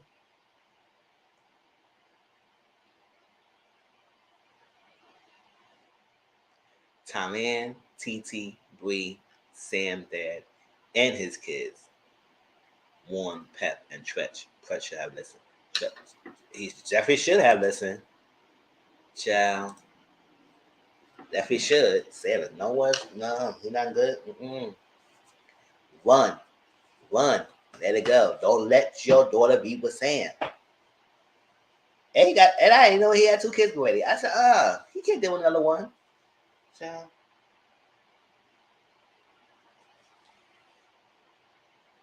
What else? Oh yeah, Tanisa JoJo, first birthday party. So she would talk about her father, right? And how her father was not around for baby shower, and her father haven't been in her his grandchild's life since the baby was born. I said, oh, really? Her father's name is Buck. He been in the industry as well, so I don't know him like that. I said, oh, so you had to be like an old grandchild for this long time? So he didn't RSVP for the party. He didn't RSVP. But at the birthday party, he just show up. Oh, so you don't tell me that you was coming, and then you just gonna show up. Okay. All right.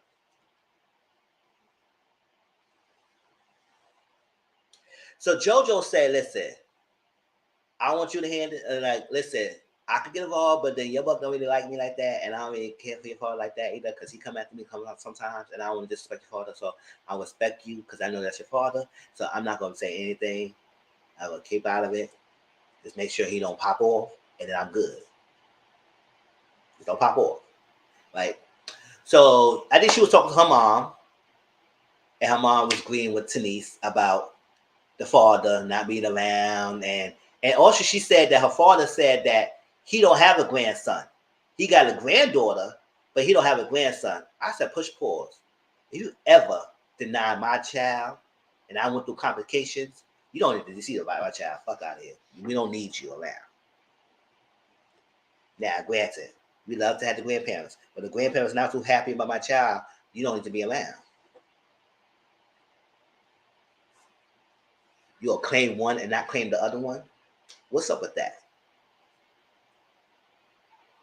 So he came to the party, and it wasn't me. He didn't even acknowledge that boy. When he came in, he said hi. He saw his granddaughter, because the granddaughter ran to him and say hi. And then he got a bush pass, said hi to the grandson, and kept walking. And went to Tanise and everything. And she said, do you see your grandson? He said, oh yeah, I said hi to my grandson. No, you didn't. You pushed past that grandson. And so then he went to the grandson and hugged the grandson. He said, hey, how you doing? What's going on? The baby's 1 year old, so he ain't gonna make a fuss. And the baby was a fussing.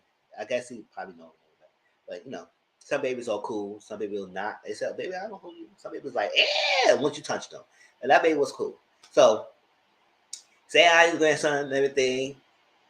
And he said, oh. So Tanise wanted to talk to her father. And then he said, no, I want to have a grandson. I want to be a granddaddy. I said, oh, now you want to be a grandpappy? No, you don't want to be no grandpappy right here. No, you want to be for grandfather of the year. Now you want to be taking care. You want to be with your grandson and spend time with your grandson at the party. No, I want to talk. So he outside smoking a cigarette like his life got done with. And he said he was bothered that when he walked in, JoJo didn't say hi to him. I said, according to JoJo, you and JoJo are getting along. So why JoJo didn't run up to you and say hi to you when it's his son's birthday party, when he had to make sure things is okay? So if he feels some way, why not go to JoJo and say hi to JoJo right off to him? You're a grown man. Go to JoJo. Oh, there was no cigarette? Oh, yeah, he was smoking something. I know he was smoking something. Weed or something. So I was like, oh, so you mad at JoJo and talk to you? No, go to JoJo. If you want to talk to JoJo, go to him. Sure. Sure. If my son direct the party, you got to come to me because I might be walking around, running around, saying, greet everybody, saying what's going on, all that stuff like that. Sure. And you saw me, you could have came to me. So she said, no, it's not about my JoJo. No. Then she asked him, because he didn't want to talk. He said, oh, I'm not here talking about it because I want to be here saying to my grandfather. I want to be saying my grandchild. You want to have this conversation. I said, I ain't coming here to have no conversation and everything. And you say, well, you didn't tell me you was coming, and then you came or something like that. And then you try to be funny style. So he was definitely kept cutting Denise off. She couldn't barely get a word in. He kept cutting her off, cutting her off, cutting her off. Keep talking, keep talking. And I was like, what kind of fun is this? Like, he act like he's a child. And she's a parent. And he said he want to talk, he want to talk. Then she said, oh, did you say my grandson was your son? You got no grandson? He said, if I want my grandson, why I would be here? I want to be here and I want my grandson. I said, that's what she asked. You didn't deny, you didn't say it. You want to blow up and say, oh, if that's my grandson, why I'm here. You can still be there and act like that's not your grandchild. People play optics all the time. People can play fake if they want to be fake. So you can still say that what you said and still show up. So the fact that you didn't deny saying it maybe shows that you did say that. You did say that. And now you want to be pissed. So you get in your car and drive off and you now this conversation. He said, you don't have to worry about me being around anyway. I said, you wasn't around all the time anyway. So you gonna threat her not being around when you better don't be around? I said, Denise, I know you mean well and everything, but you a parent now, and you have to think about your family, your husband, and your 2 kids, and leave your father alone. He come around when he come around when he want to come around. You have a support system. You have a support system. So leave your father alone because he acting like a big jerk. Now, if anybody who's in the father side can explain his side of things, y'all let me know. I love the debate. I love to see what y'all side of things and y'all feel like anything and stuff like that. But to me, I'm on Tani's side. The way how he was acting, he acted like a small spoiled chat. Ooh, what the hell? A small brat. He acted like a small chat. He acted like a small brat. A small spoiled brat. I said, I can't believe you doing all of that. Instead of listening to your daughter and her concerns, you worry about your own damn self. Oh, I said,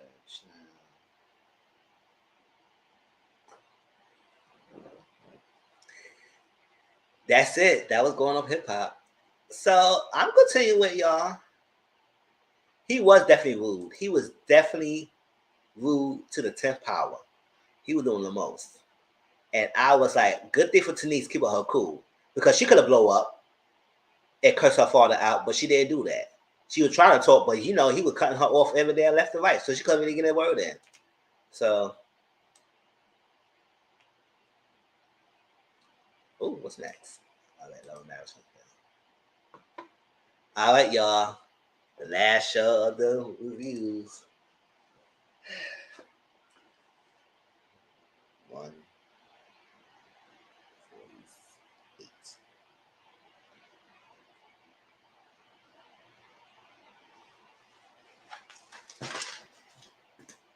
Love and Marriage Huntsville. Yeah. I'm probably not gonna watch this season. I'll be here for the reviews. Leave it for me to do the review. Huh? She just dunked out of it. I said, "Oh, you know good." He's like, "Oh, I watch you." Love it.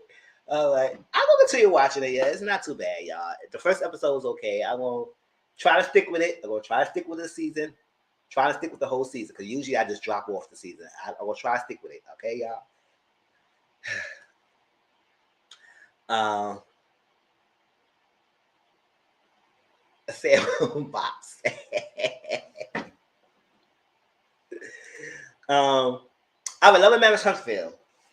What you gotta think about the second part of the reunion, baby?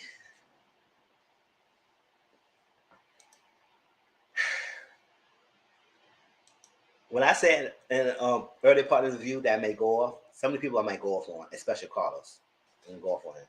Plus, I want to see Creed try Brie and get a 2-piece biscuit and a sweet tea combo. Child, I missed that part when Brie was cursing Creed out. Child, sin this garbage. Child. But well, right? So let's get to it. This is my thing with Tisha. And everybody who has different opinions, y'all can always share your opinions. I'm good over here, but just be respectful.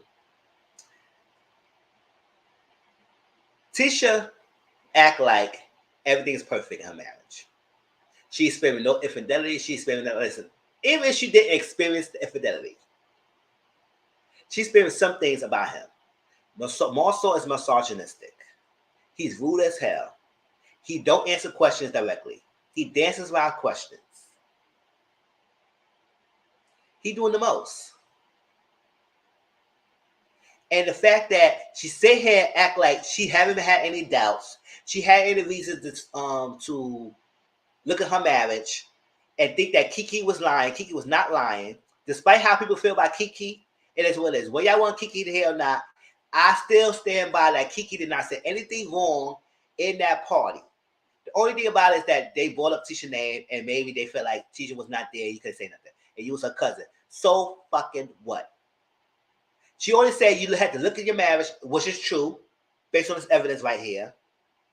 And then outside, when I never foreseen, and keep trying to put 20 on 10 and make it seem like you talking about. She said she says that her and Tisha had a rocky relationship growing up and everything, and that makes her feelings about her cousin. She still didn't talk bad about Tisha, but I know people don't like Kiki, so whatever, keep that on. It's not about Kiki right now. Tisha, you did have doubts, and that's when you went to Kiki about it. So instead of saying that, instead of act like you don't have any doubts or you don't have, nobody's telling you to leave your freaking husband. Nobody telling you that. But we want you to be real about your marriage. Your marriage is not perfect.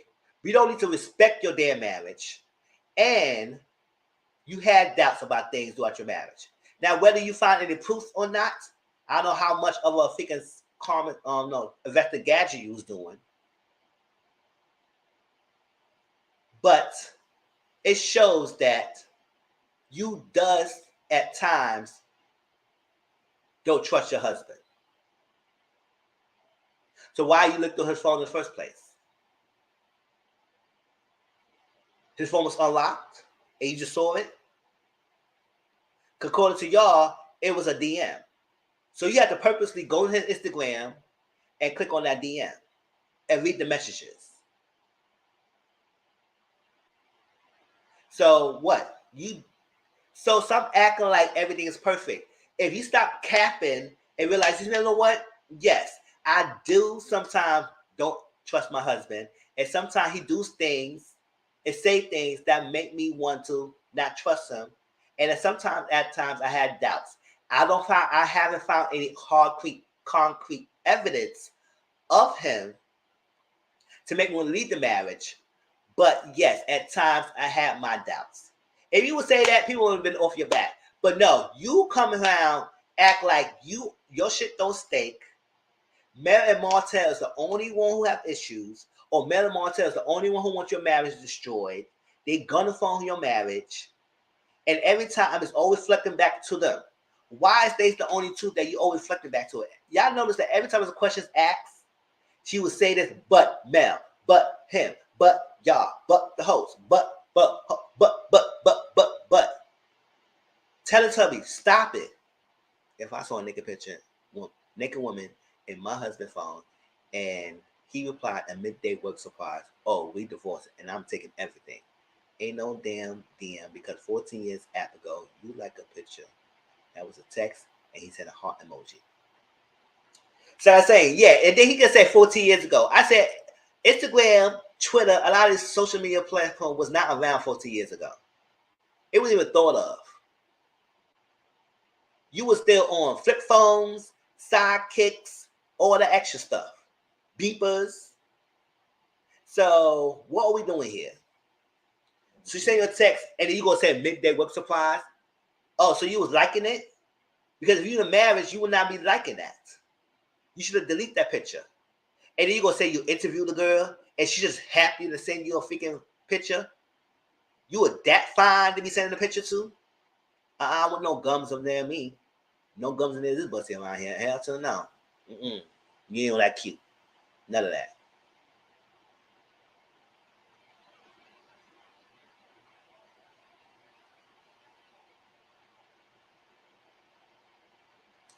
I hear Miss Smirk when she said that, Lord, we know y'all not together, and you should left when that fool was. Yes, didn't know his own freaking child was allergic to peanut butter. He said, "Oh, I didn't know that."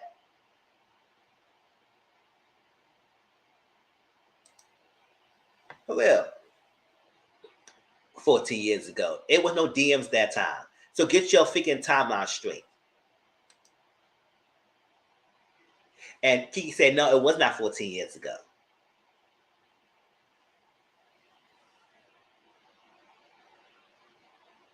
But yet, you always, and let's be for real. When Tisha started having a problem with Melanie, is when Melanie was not backing down and supporting the claims that Marcel may have cheated. That when Tisha was hating Mel. Because she could have left it between Martell and Marcel to deal with that. But no, she wanted to sit down with Melanie to find out if Melanie agrees what Martell was saying. I said, why the fuck you need Melanie to agree with you what Martell was saying? Martell said what he said. So you go after Martell and let Marcel handle Marcel. You don't need to have to sit down with Melanie. And because Melanie didn't say, oh no, I don't know, no, that's not right, that's not true. Then you took that as a personal vendetta against her. And I don't care. Nobody said, because I have been watching Love and Marriage for the first season. And yes, you was reveling, and being happy and gleeful when Melanie and Martell marriage was on the rocks. And Martell is the one who told y'all not to say anything. Mel was not the one who told y'all that. Because Kimi confirmed that, and I guess it's going to be the third season, third episode, the third part. She said, no, Mel didn't say that. You said that. And y'all all friends with Martell. So I understand when y'all will believe Martell and not understand that Melanie wanted to talk about it. So now y'all said, oh, well, she told us not. No, he told y'all not to talk about it because he didn't want to out. Melanie said, no, we won't be in the show. We're going to be authentic here. We're going to be authentic here.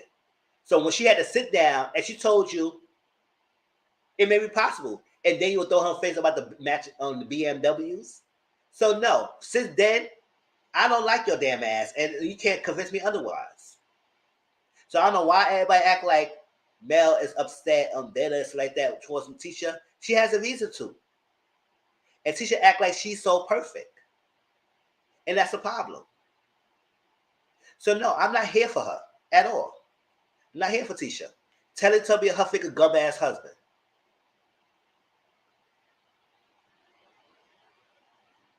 Yes, and the side chick y'all was hanging around was saying the same thing.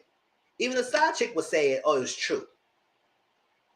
But yet, and everybody said, well, if Tisha would have brought coleslaw on coleslaw, don't say nothing. You know, she'd be pissed. I said, bring the bitch. Bring it. But the problem about her is that she was too messy. She wasn't just talking about Melanie. She was talking about everybody else in the cast. And y'all wasn't liking that. So Carlos was not bringing her messy behind. But she was cool and calm, collected, and classy. Maybe she would have came around. Shoot. If Ariane was not messy like how she was, she probably would have been in the platform. But no, she talked about the station, she talked about Carlos, she talked about y'all, everyone. Use her likeness. You remember that? They use my likeness. That's why you're not on the damn show. So Tisha, you want to be good about it. You could have brought her in. So freaking what?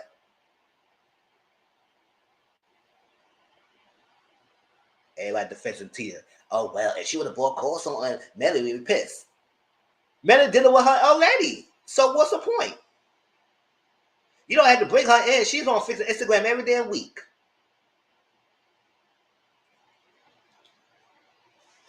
So that whole thing about, oh, you didn't have experienced anything, and then you're gonna share this piece of evidence. You did experience something. So what the hell Kiki said that was wrong? It wasn't.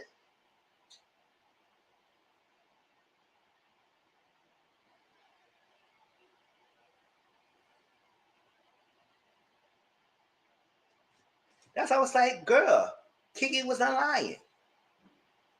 But whatever.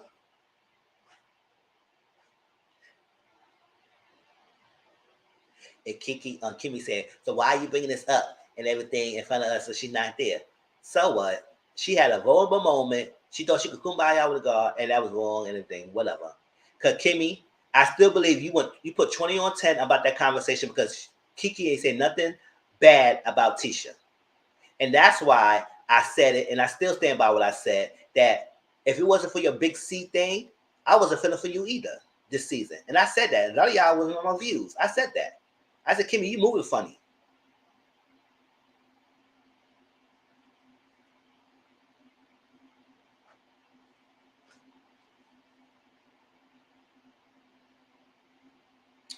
So,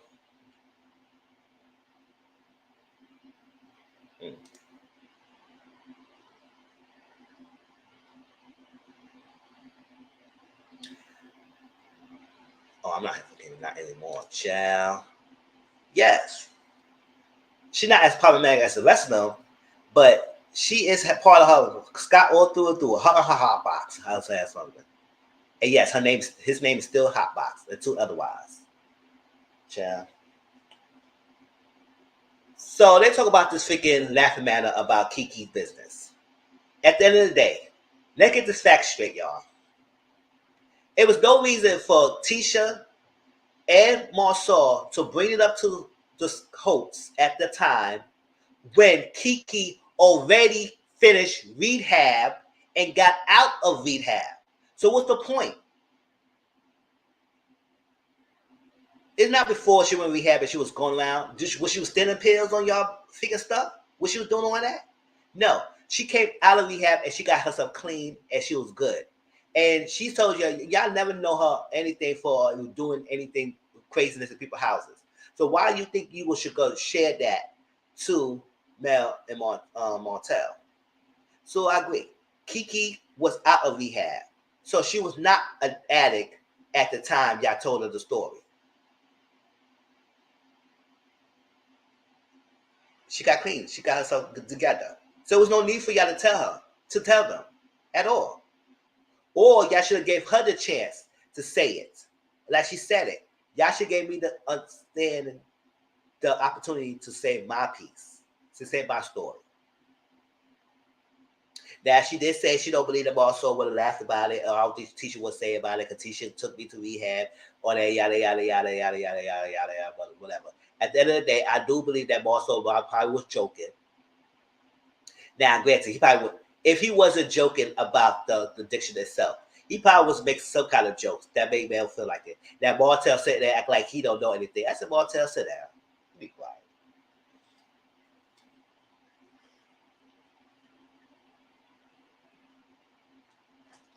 He want to make a joke about it. Whatever. We're not there. I can't determine if you made a joke about it, but you are a jokester. You do joke about everything, and you joke about serious conversation sometimes as well. So it's not far-fetched for Melanie to think that you may have made some joking moments. Not about the addiction itself, but some other stuff surrounding it. So stop it. It's not far-fetched. Kiki don't believe it, whatever. I don't give a damn.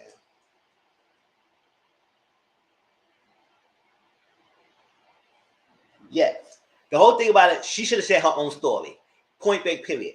Kiki should have shared her own story. Give Kiki a time to share it.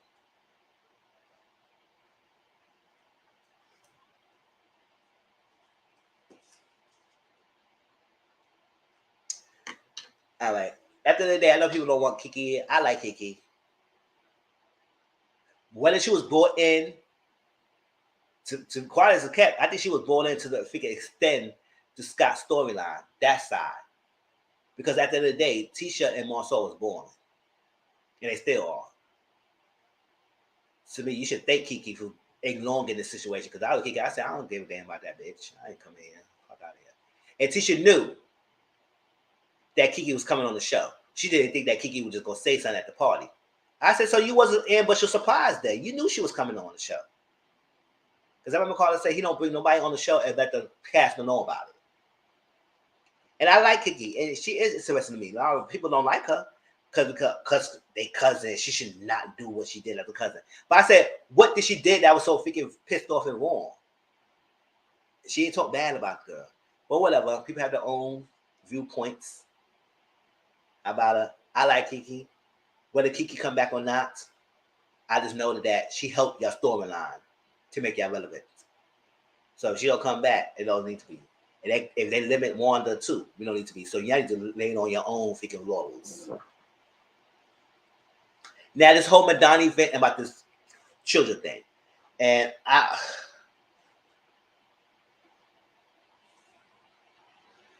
Wanda straight up is wrong. Period. Straight up wrong. And the gymnastics of the cast and the fans is mind boggling. I just don't understand it. Mel saying that Tisha father was in her DMs is just that. A grown-ass man in her DMs. It was a messy moment, shady moment, yes. But it's in her DMs. It's a factual statement. Wanda getting her feelings and talked about a freaking baby. That does not correlate the same thing. The people online compare it. Well, she talked about Tisha baby daddy, so she talked about baby daddy's. No, fuck out of here. That's a grown ass man in the DMs. The baby is a freaking 3 or 4 years old, don't know nothing going on, and y'all gonna tell me that's equal to the same thing?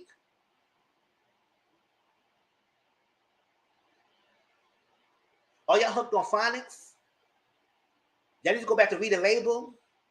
Lamb chops play along. Go back to the childhood. Listen to Barney or something, because y'all need some comprehensions. Because I don't understand how that affect y'all correlate those two together.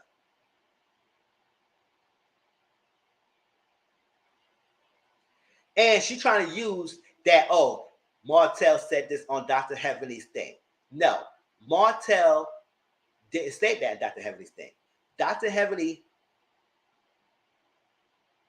misunderstood, and he thought that he said about the young baby. But Martell clarified what he said. He said, no, those 4 babies that are here, he know that are his children. He was only questioning the baby that Melly AB, y'all know what that word is, got rid of. Because said, why should we get off the baby if that baby was supposed to be mine?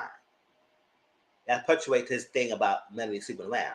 Because she wouldn't have freaking got rid of the baby if the baby was mine. That's what he was questioning. He was questioning about the baby that's not here. That's unalive. Not Sugar Mama. He knew 100% that Sugar Mama is his because the baby looked just like them. So you can't use that as an excuse why he was coming after her about her kids. This is not the first time. This is not the first time, Wanda. So now, you came after her because you heard the word baby daddy. You got your feelings. Well, I don't know why, because he's a grown-ass man. You're not with him anymore. Got the feelings, and then you used the child as a target to hurt Melanie.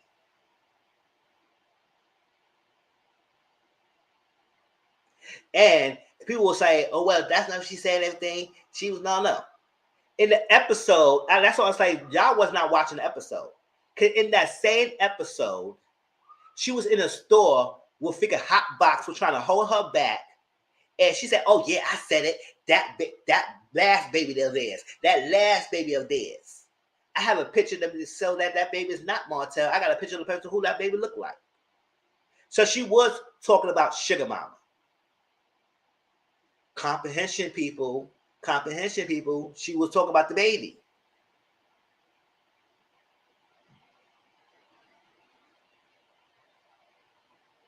So, yeah, my mom was wrong, but yeah, she didn't, but yeah, but no, ain't no but. Cause then you taking the responsibility off of her. No, it both ways. It's if it's at no, it's not. Camille don't barely say nothing. And when she finally clapped back and have a messy moment, a shady, messy moment, y'all use that against her. Melody is a responder. And people don't like people who responds. I don't know why. They ain't Candace because she responds a lot too. And I'm not getting on the debate how y'all like Candace or not. We're not doing that. People who responds, people don't like that for some reason. They don't like that for some reason. They're cool with the instigator. They're cool with a shit starter. Well, damn, you be a responder. Child, they go, oh my God, oh no, oh, why she say that? Oh, what the fuck you get mad about?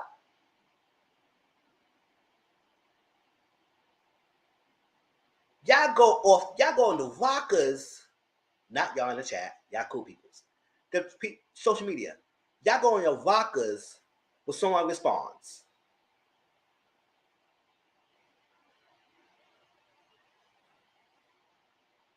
Yes. But when the person who started with them, the person who was a shit starter, y'all don't say nothing about that. That's why people only focus on the C and know what happened to A and B. We can't get to C without A and B. So stop judging the C and judge the A and B. So stop judging Mel and her response in a messy moment. Mel never talked about the kids. Never talked about the Scott kids. No matter she could have. She never done. But your mama, Teletubby, educated Teletubby, or dumb Teletubby, whatever Teletubby you want her to be, that's what she is. That's her nickname. Until I say otherwise. So it's going around being messy. Talk about the child. So she did talk about the child. And all that gymnastics that the cast was throwing around, and all the gymnastics the fans was doing, it makes it seem like, no, it's the same thing. No, Mel Shannon came out the first. It's a tit-tat and no rules to argument. F that. If the kids is off limits, kids cannot defend themselves.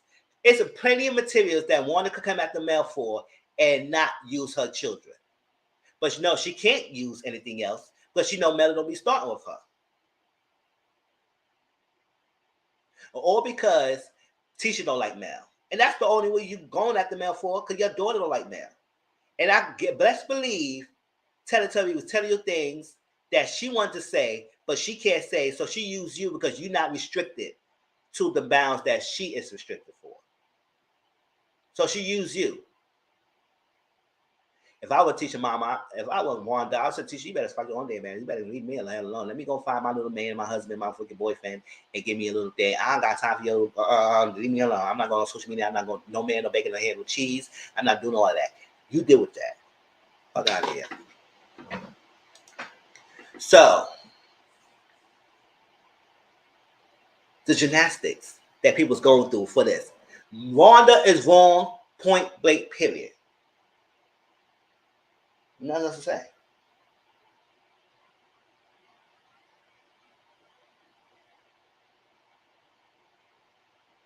And then more so say, Mel gotta be held accountable. For what? I want y'all to explain to us what she needs to be held accountable for. Because people gotta understand, accountability doesn't mean being sorry. You could be accountable and don't feel sorry for what you did. Accountability means that you own up to your ish. Meaning, if I say to everyone in this chat, F y'all, And y'all tell me, Mizzle, you told us you effed us in the last chat. And I said, oh yeah, I said it, and I'm apologizing. I'm accountable because I know I did it. It doesn't mean I feel sorry about it. Or I can say, you know what? Yes, I messed up and I apologize. Accountability does not equal apology. People feel like they're using the word accountability. Oh, she should apologize. No. Mel own up to her stuff that she says. Sometimes she does apologize. Sometimes she is too damn nice. And yes, I always gonna say Mel has her moments. But if she doesn't be accountable, none of y'all accountable either. So I don't know why we here sitting here acting like you can't even say the damn freaking questions right. You can't even freaking answer any questions, Marcel. For the fuck you go get out of here, gum ass, or tell us that Mel's not accountable. Tisha, you better hold yourself accountable. You better don't keep hold your mom accountable. Hot box, you the same way. Keep me to the fence about it with her accountability. So if nobody holds himself accountable and Mel can't be accountable, none of y'all accountable. So don't sit here act like y'all are perfect and Mel's the freaking messed up one.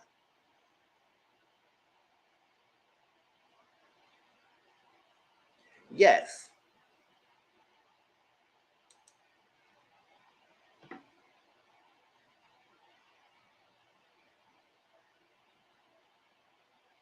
Oh. Yeah, she does own it. And she admits sometimes, oh, yes, I said it. And then she's in a reunion. She could have said, oh, no, I didn't bring Kiki to do that. She said, yeah, I brought Kiki because I know her Tisha has some issues and I brought her in the show. That's accountability. She didn't apologize, but that's accountability.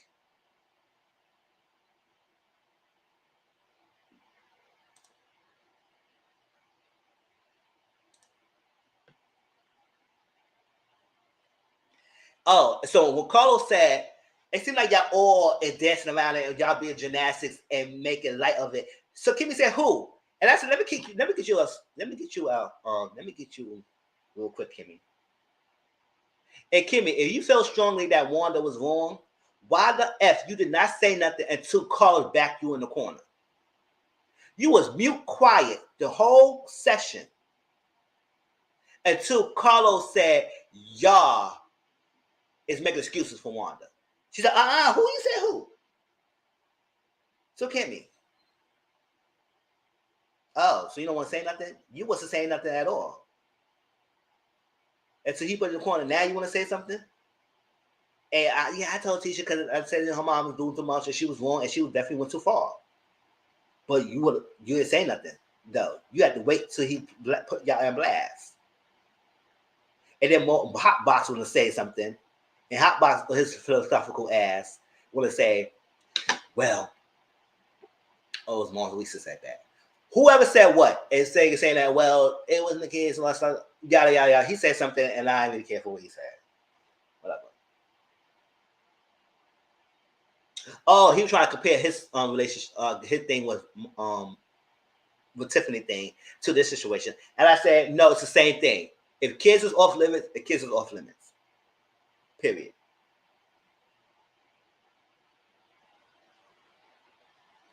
Now Martell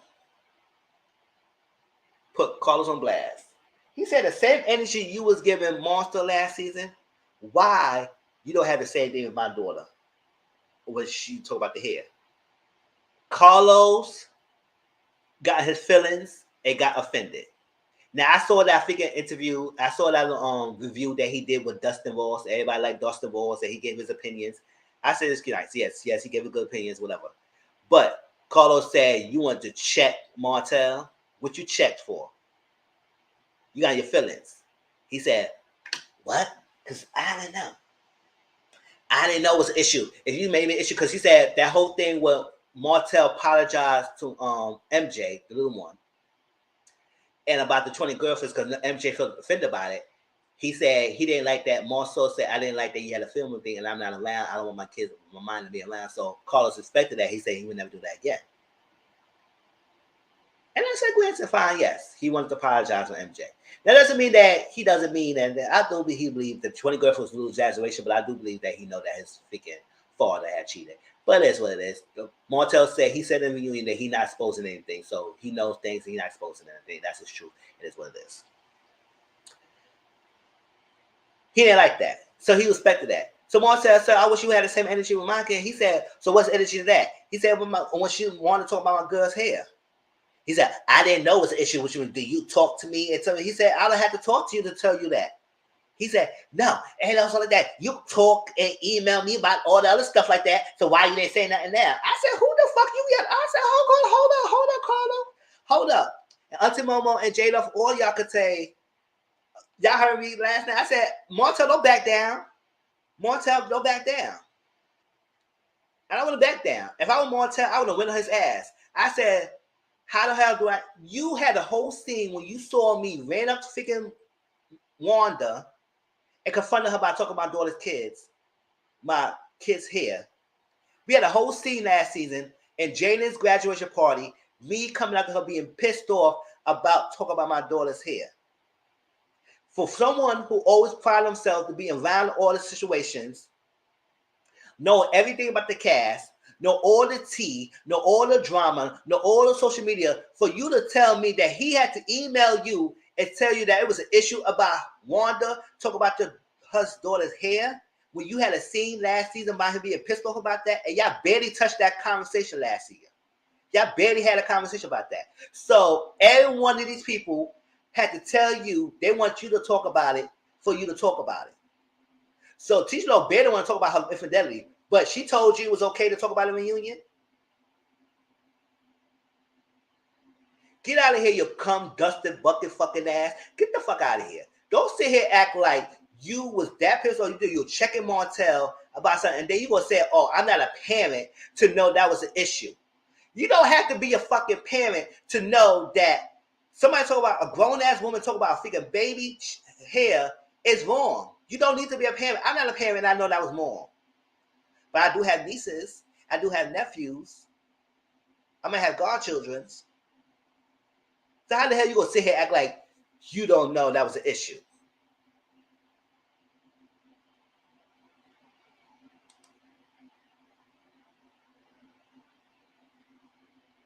Oh, I'm sorry, y'all. I ain't cussing no more. I ain't cussing no more.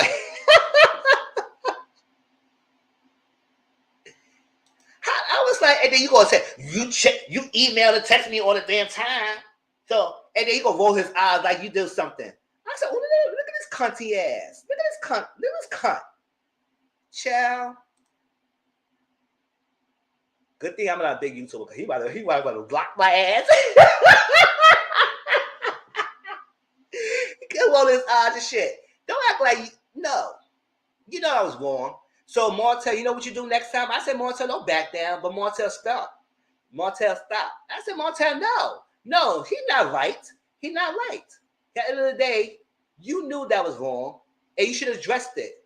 And Wanda, when it had been this far, and you would have addressed it then. So he had to tell you it was wrong. So Martell, what you need to do next time, if it's an issue, y'all know what I'm about to do. What I do? Up. Every chance I get, I'm in a scene. What you doing, Martell? Don't worry about it. I'm emailing. Oh, okay. I don't like that. Okay. Every chance. He would have been pissed off. Carlos would have to block me, email, and text because I would have texted and emailed them. Every chance I get, if something is bothering me,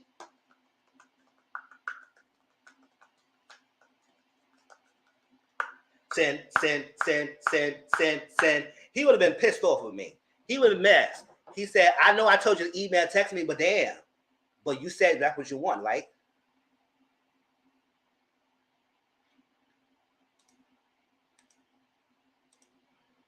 I stand it. Carlos started that foolishness in that season. Yes, because they said it was Medusa that gave her the information. And that's all to believe it.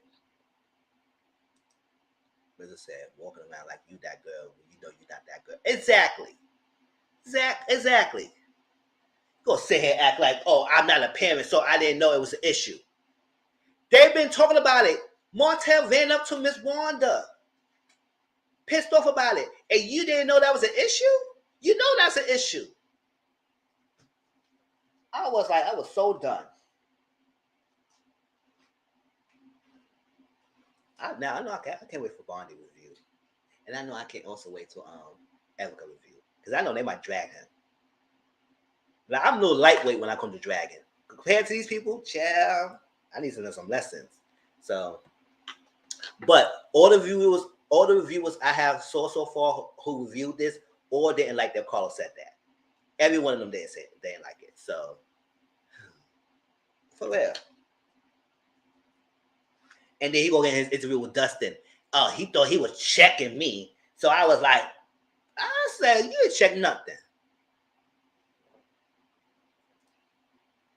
Oh, so Mel's,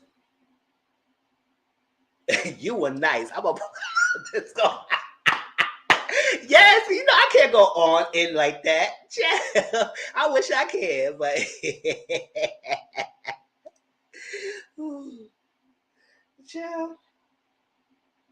so Mel's not feeling an apology from Wanda, rightfully so. I wouldn't feel that either. And so she said, after everything is said and done, can you move forward? Mel said, no, never can. And everybody said, well, you need to leave the show. Let me see. I know they're currently filming for the next season. And I said, Carlos, can you give them a break? Like, they just are filming again. This is the reason why she can't move forward. And I think Mel is still in this. The reason why Mel is still here is because she is the integral part of the original 6. And despite her not filming with a lot of the cast, she does show some things about her. Whether they produce shows or not, she does shares. Martell shares a little bit about it, but he liked to go out his drama if he around Mel. That's when she started filming him again. But he wasn't filming him again. He was doing around everything else. The Scotts had to step up because now Melanie Martell was not in the central part. So the reason why she's still there is because she's the integral part of the storyline. And Carla didn't want to leave. If she does leave, which I think she should leave, because let's see what the rest of them got to do if she's not around. But somebody told me they're about to be syndicated soon, so she's going to stick around. I guess they're going to be syndicated. So let her be. But next season, Melanie, I want you, anybody say anything to you, I want you to be dead, mute, and quiet and give them the cold shoulder. If I was you, they would talk to me, I was like,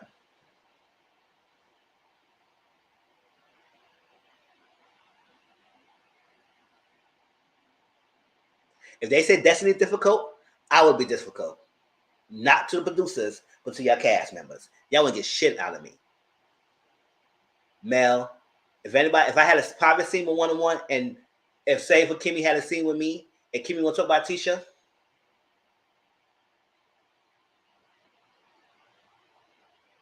oh, these fries look nice. What the fries look made of? They got some nice. What they cook these fries in? Oh yeah, this seafood is great, girl. Mel, did you hear me? Mel, you heard me, right? Oh, I know this oregano was nice. She won't get nothing out of me. I'm gonna group scenes.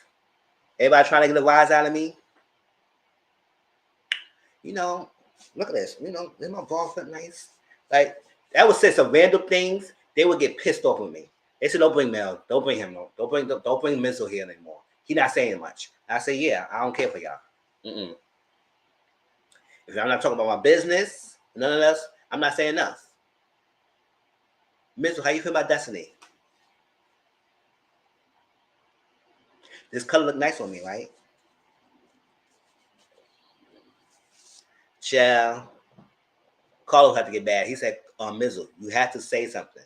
No, I had to come to the scene. I don't have to say nothing. That's the point.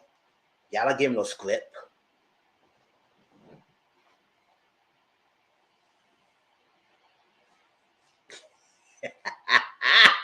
That's all I'll do on Melody. I don't not shoot. For real. I'm here so I don't get fined. That's exactly. I show up and I showed up. That's all you need to get out of me. Shoot, that scene when Melody was stuffing her face when everybody was talking, I would do the same thing. When Melody was in that figure scene, tearing that food up. At Jaden's graduation party, not that homecoming party, she was tearing that food up and not saying much. And they still had an issue with her. I said, y'all gonna have an issue with me no matter what. So what I do or say I do, it is what it is. Oh, Mel said, y'all stay talking about me. Y'all had my name in mouth. Y'all need to storyline. And then teacher said, you need to have a storyline. I said, boo-boo, Teletubby. Her freaking storyline carried this season for 5 seasons. 4 or 5 seasons so far. Her storyline, One More Tale, carried the show for all this season. So they had a storyline, and they still got a storyline. So y'all need to have a storyline. Y'all do stay talk about Mel all the damn time. It was a reunion. Question come up. Yeah, but Mel. Yeah, but Martell. Mel, but the host. Stop with the butts. Oh, this is when we're getting long, y'all. Let me get out of here. All right. Freaking Pop Box used his wife's situation as a sympathy card and try to derail the hell conversation. I said, Hotbox, you was wrong, and that was a poor taste. How dared you use Kimmy diagnostics as a way to discredit and discredit and turn down people's situation and experiences because you feel like your wife's situation trumps everybody else. I said at the end of the day, nobody experiences, nobody trauma experiences, nobody drama trumps somebody else. So yes, Kimmy's going through the big C battle, and we all pray for her to go through a big C battle. But what you're not going to do here is try to tell me that my situation is going to go away and I don't have a problem because your wife is going through something. So no, that's not happening. So don't dare you use her as a scapegoat for us to not talk about our issues with stuff that's going on. And he tried to use that moment for what? Don't get me wrong when you said, "Oh, I'm guilty about liking pictures or something like that." Because Kimmy looked at you, you said, "What? What you say?"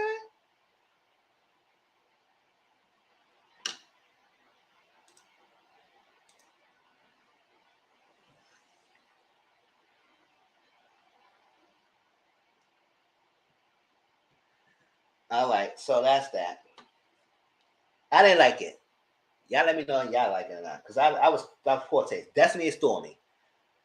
Yes, Stormy is not ratchet. Stormy is not ghetto. It is what it is. It was a moment. They had a weak moment at the Galentine event. They were going back and forth. Destiny felt like Stormy kept asking the same questions over and over again. And Stormy wanted to get down to the bottom of it. Yada yada yada. I don't want to go down and ratchet her with the Galentine event at the end of the day. You do a whole chair. Nobody mentioned that. Nobody mentioned that you do a whole chair. That escalated the whole situation. But whatever. She don't think Destiny is ghetto. No, she don't think Destiny is aggressive. Everything. It is what it is. Now, I don't know about this whole recent beef with Stormy and her mama with Melody. I don't know. I also what the hell's going on. Last time I heard is that Stormy and Melody don't have any beef. They are cool. So I don't know what was going on here. Or then I get conflicted stories. So I guess we find out next season. Stormy and her mama ratchet up. They are sometimes. So she broke down and crying. I said, oh, okay.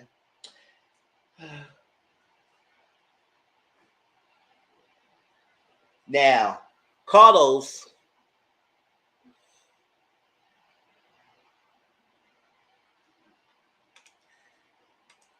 was talking to Destiny and Shayna at the same time, but at the same time, he was telling her that the producer found her difficult.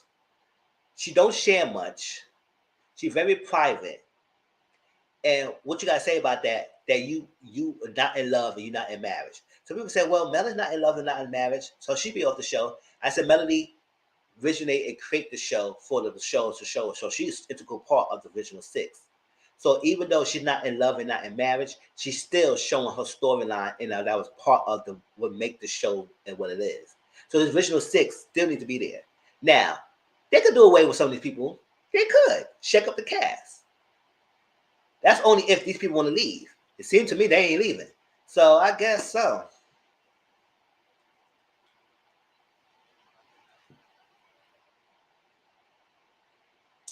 So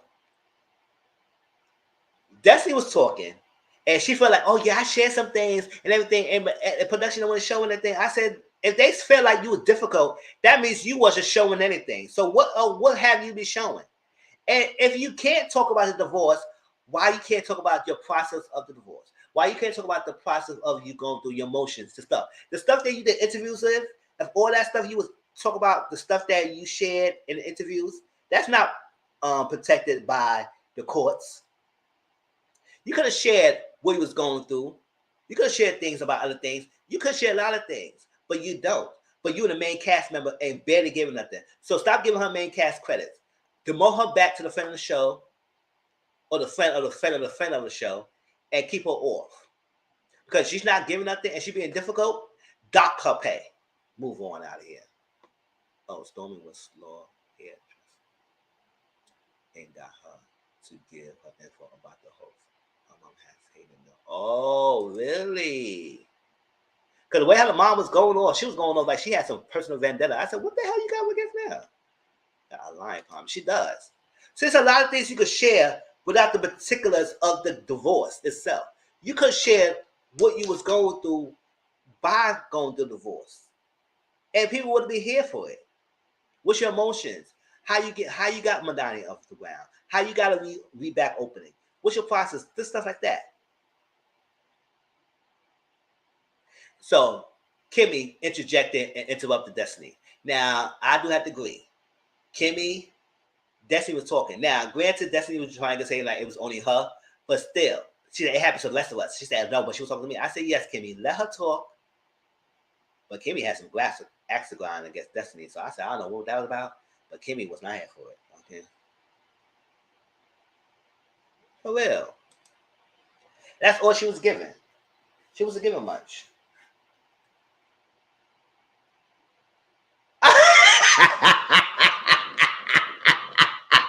I gotta give her some. I gotta give her some credit. So this something.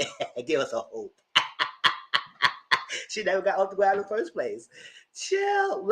Share something. It's other ways. How you processing being a single parent now? You in love, but you don't want to share the new person. Did he don't want to be on the show or something? Shoot, hell, show Lord ripping your wig off all the time. I would like to see that. Whoop! Get out of here. Sure, that Lord was dragging your freaking hairs down when you on that freaking phone call. See, that Lord was not having it. You know, it was funny to me. I was over Mavs Huntsville, y'all. Oh, and then next week, Carlos was crying towards Martel. I said, what the hell are you crying for? First of all, Carlos, you're way too emotional and way too involved. We're supposed to be a host. Sit down. You shouldn't have emotion now. You're so close to these people, and then you go pretend you don't know what a lot of these people are upset about. You know they call kids was a soft spot, and then you go pretend because you're not a parent. And you don't use your producer, you use your parent card. I said, get out of here. Get out of here, yo loud ass. Ugh. And he's not the reality TV king. So I need everybody to stop telling him that, gassing his head up. If his shows are surviving the way they're surviving right now, it's only because people like Carlos.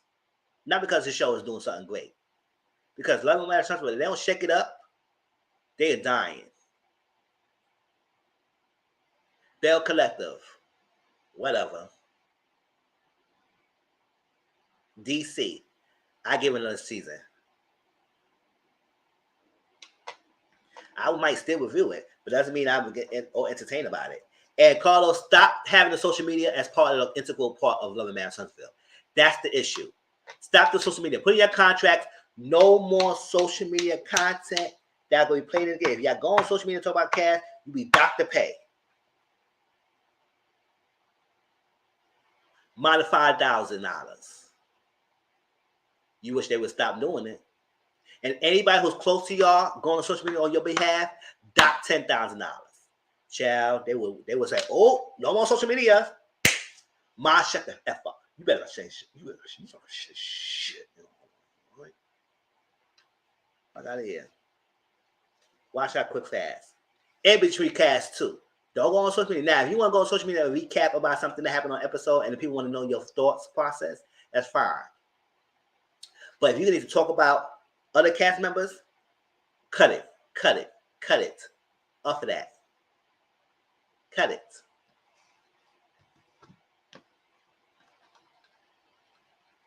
That including the people y'all connected with. Tight-lip the freaking social media things, and then we don't have to do it. Because what makes people confused about it is because not everyone follows the social media content. So some things is like, what's going on? Now, Mel did share recently the reason why she had an attitude when she first started. Because everybody felt like Mel had an attitude. She said, yes, I had an attitude because when she had car and she used her own money to get her car service, somebody on the cast was trying to use her car service and she said, hell to them fucking no. She said, hell no. Y'all not using my stuff.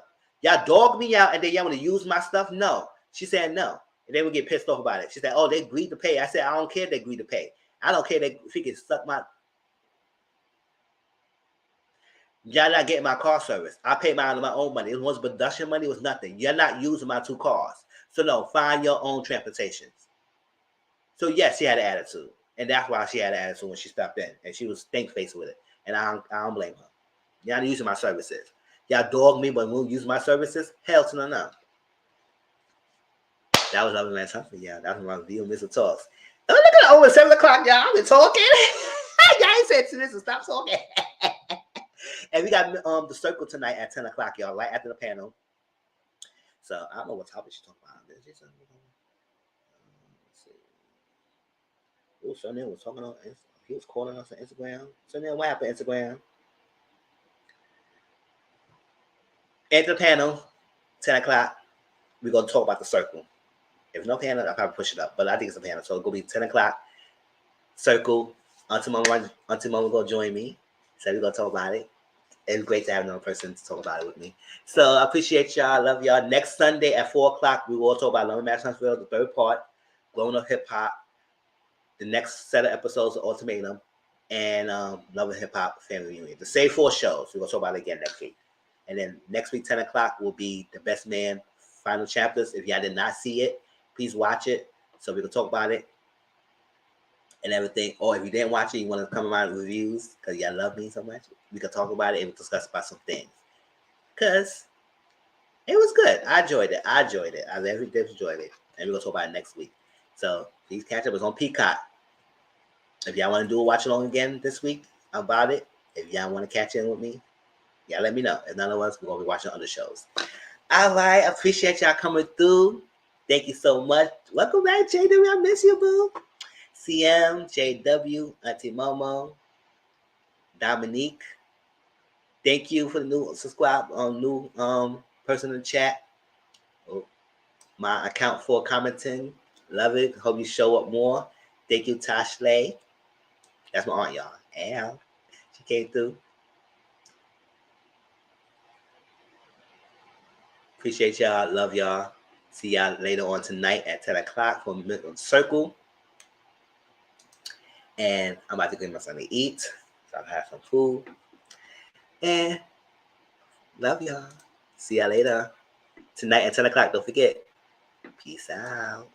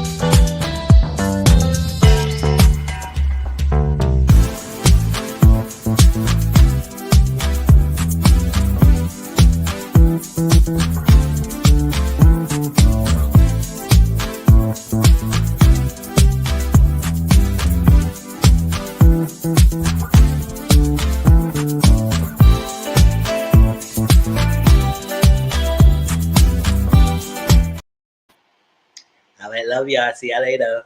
Peace out.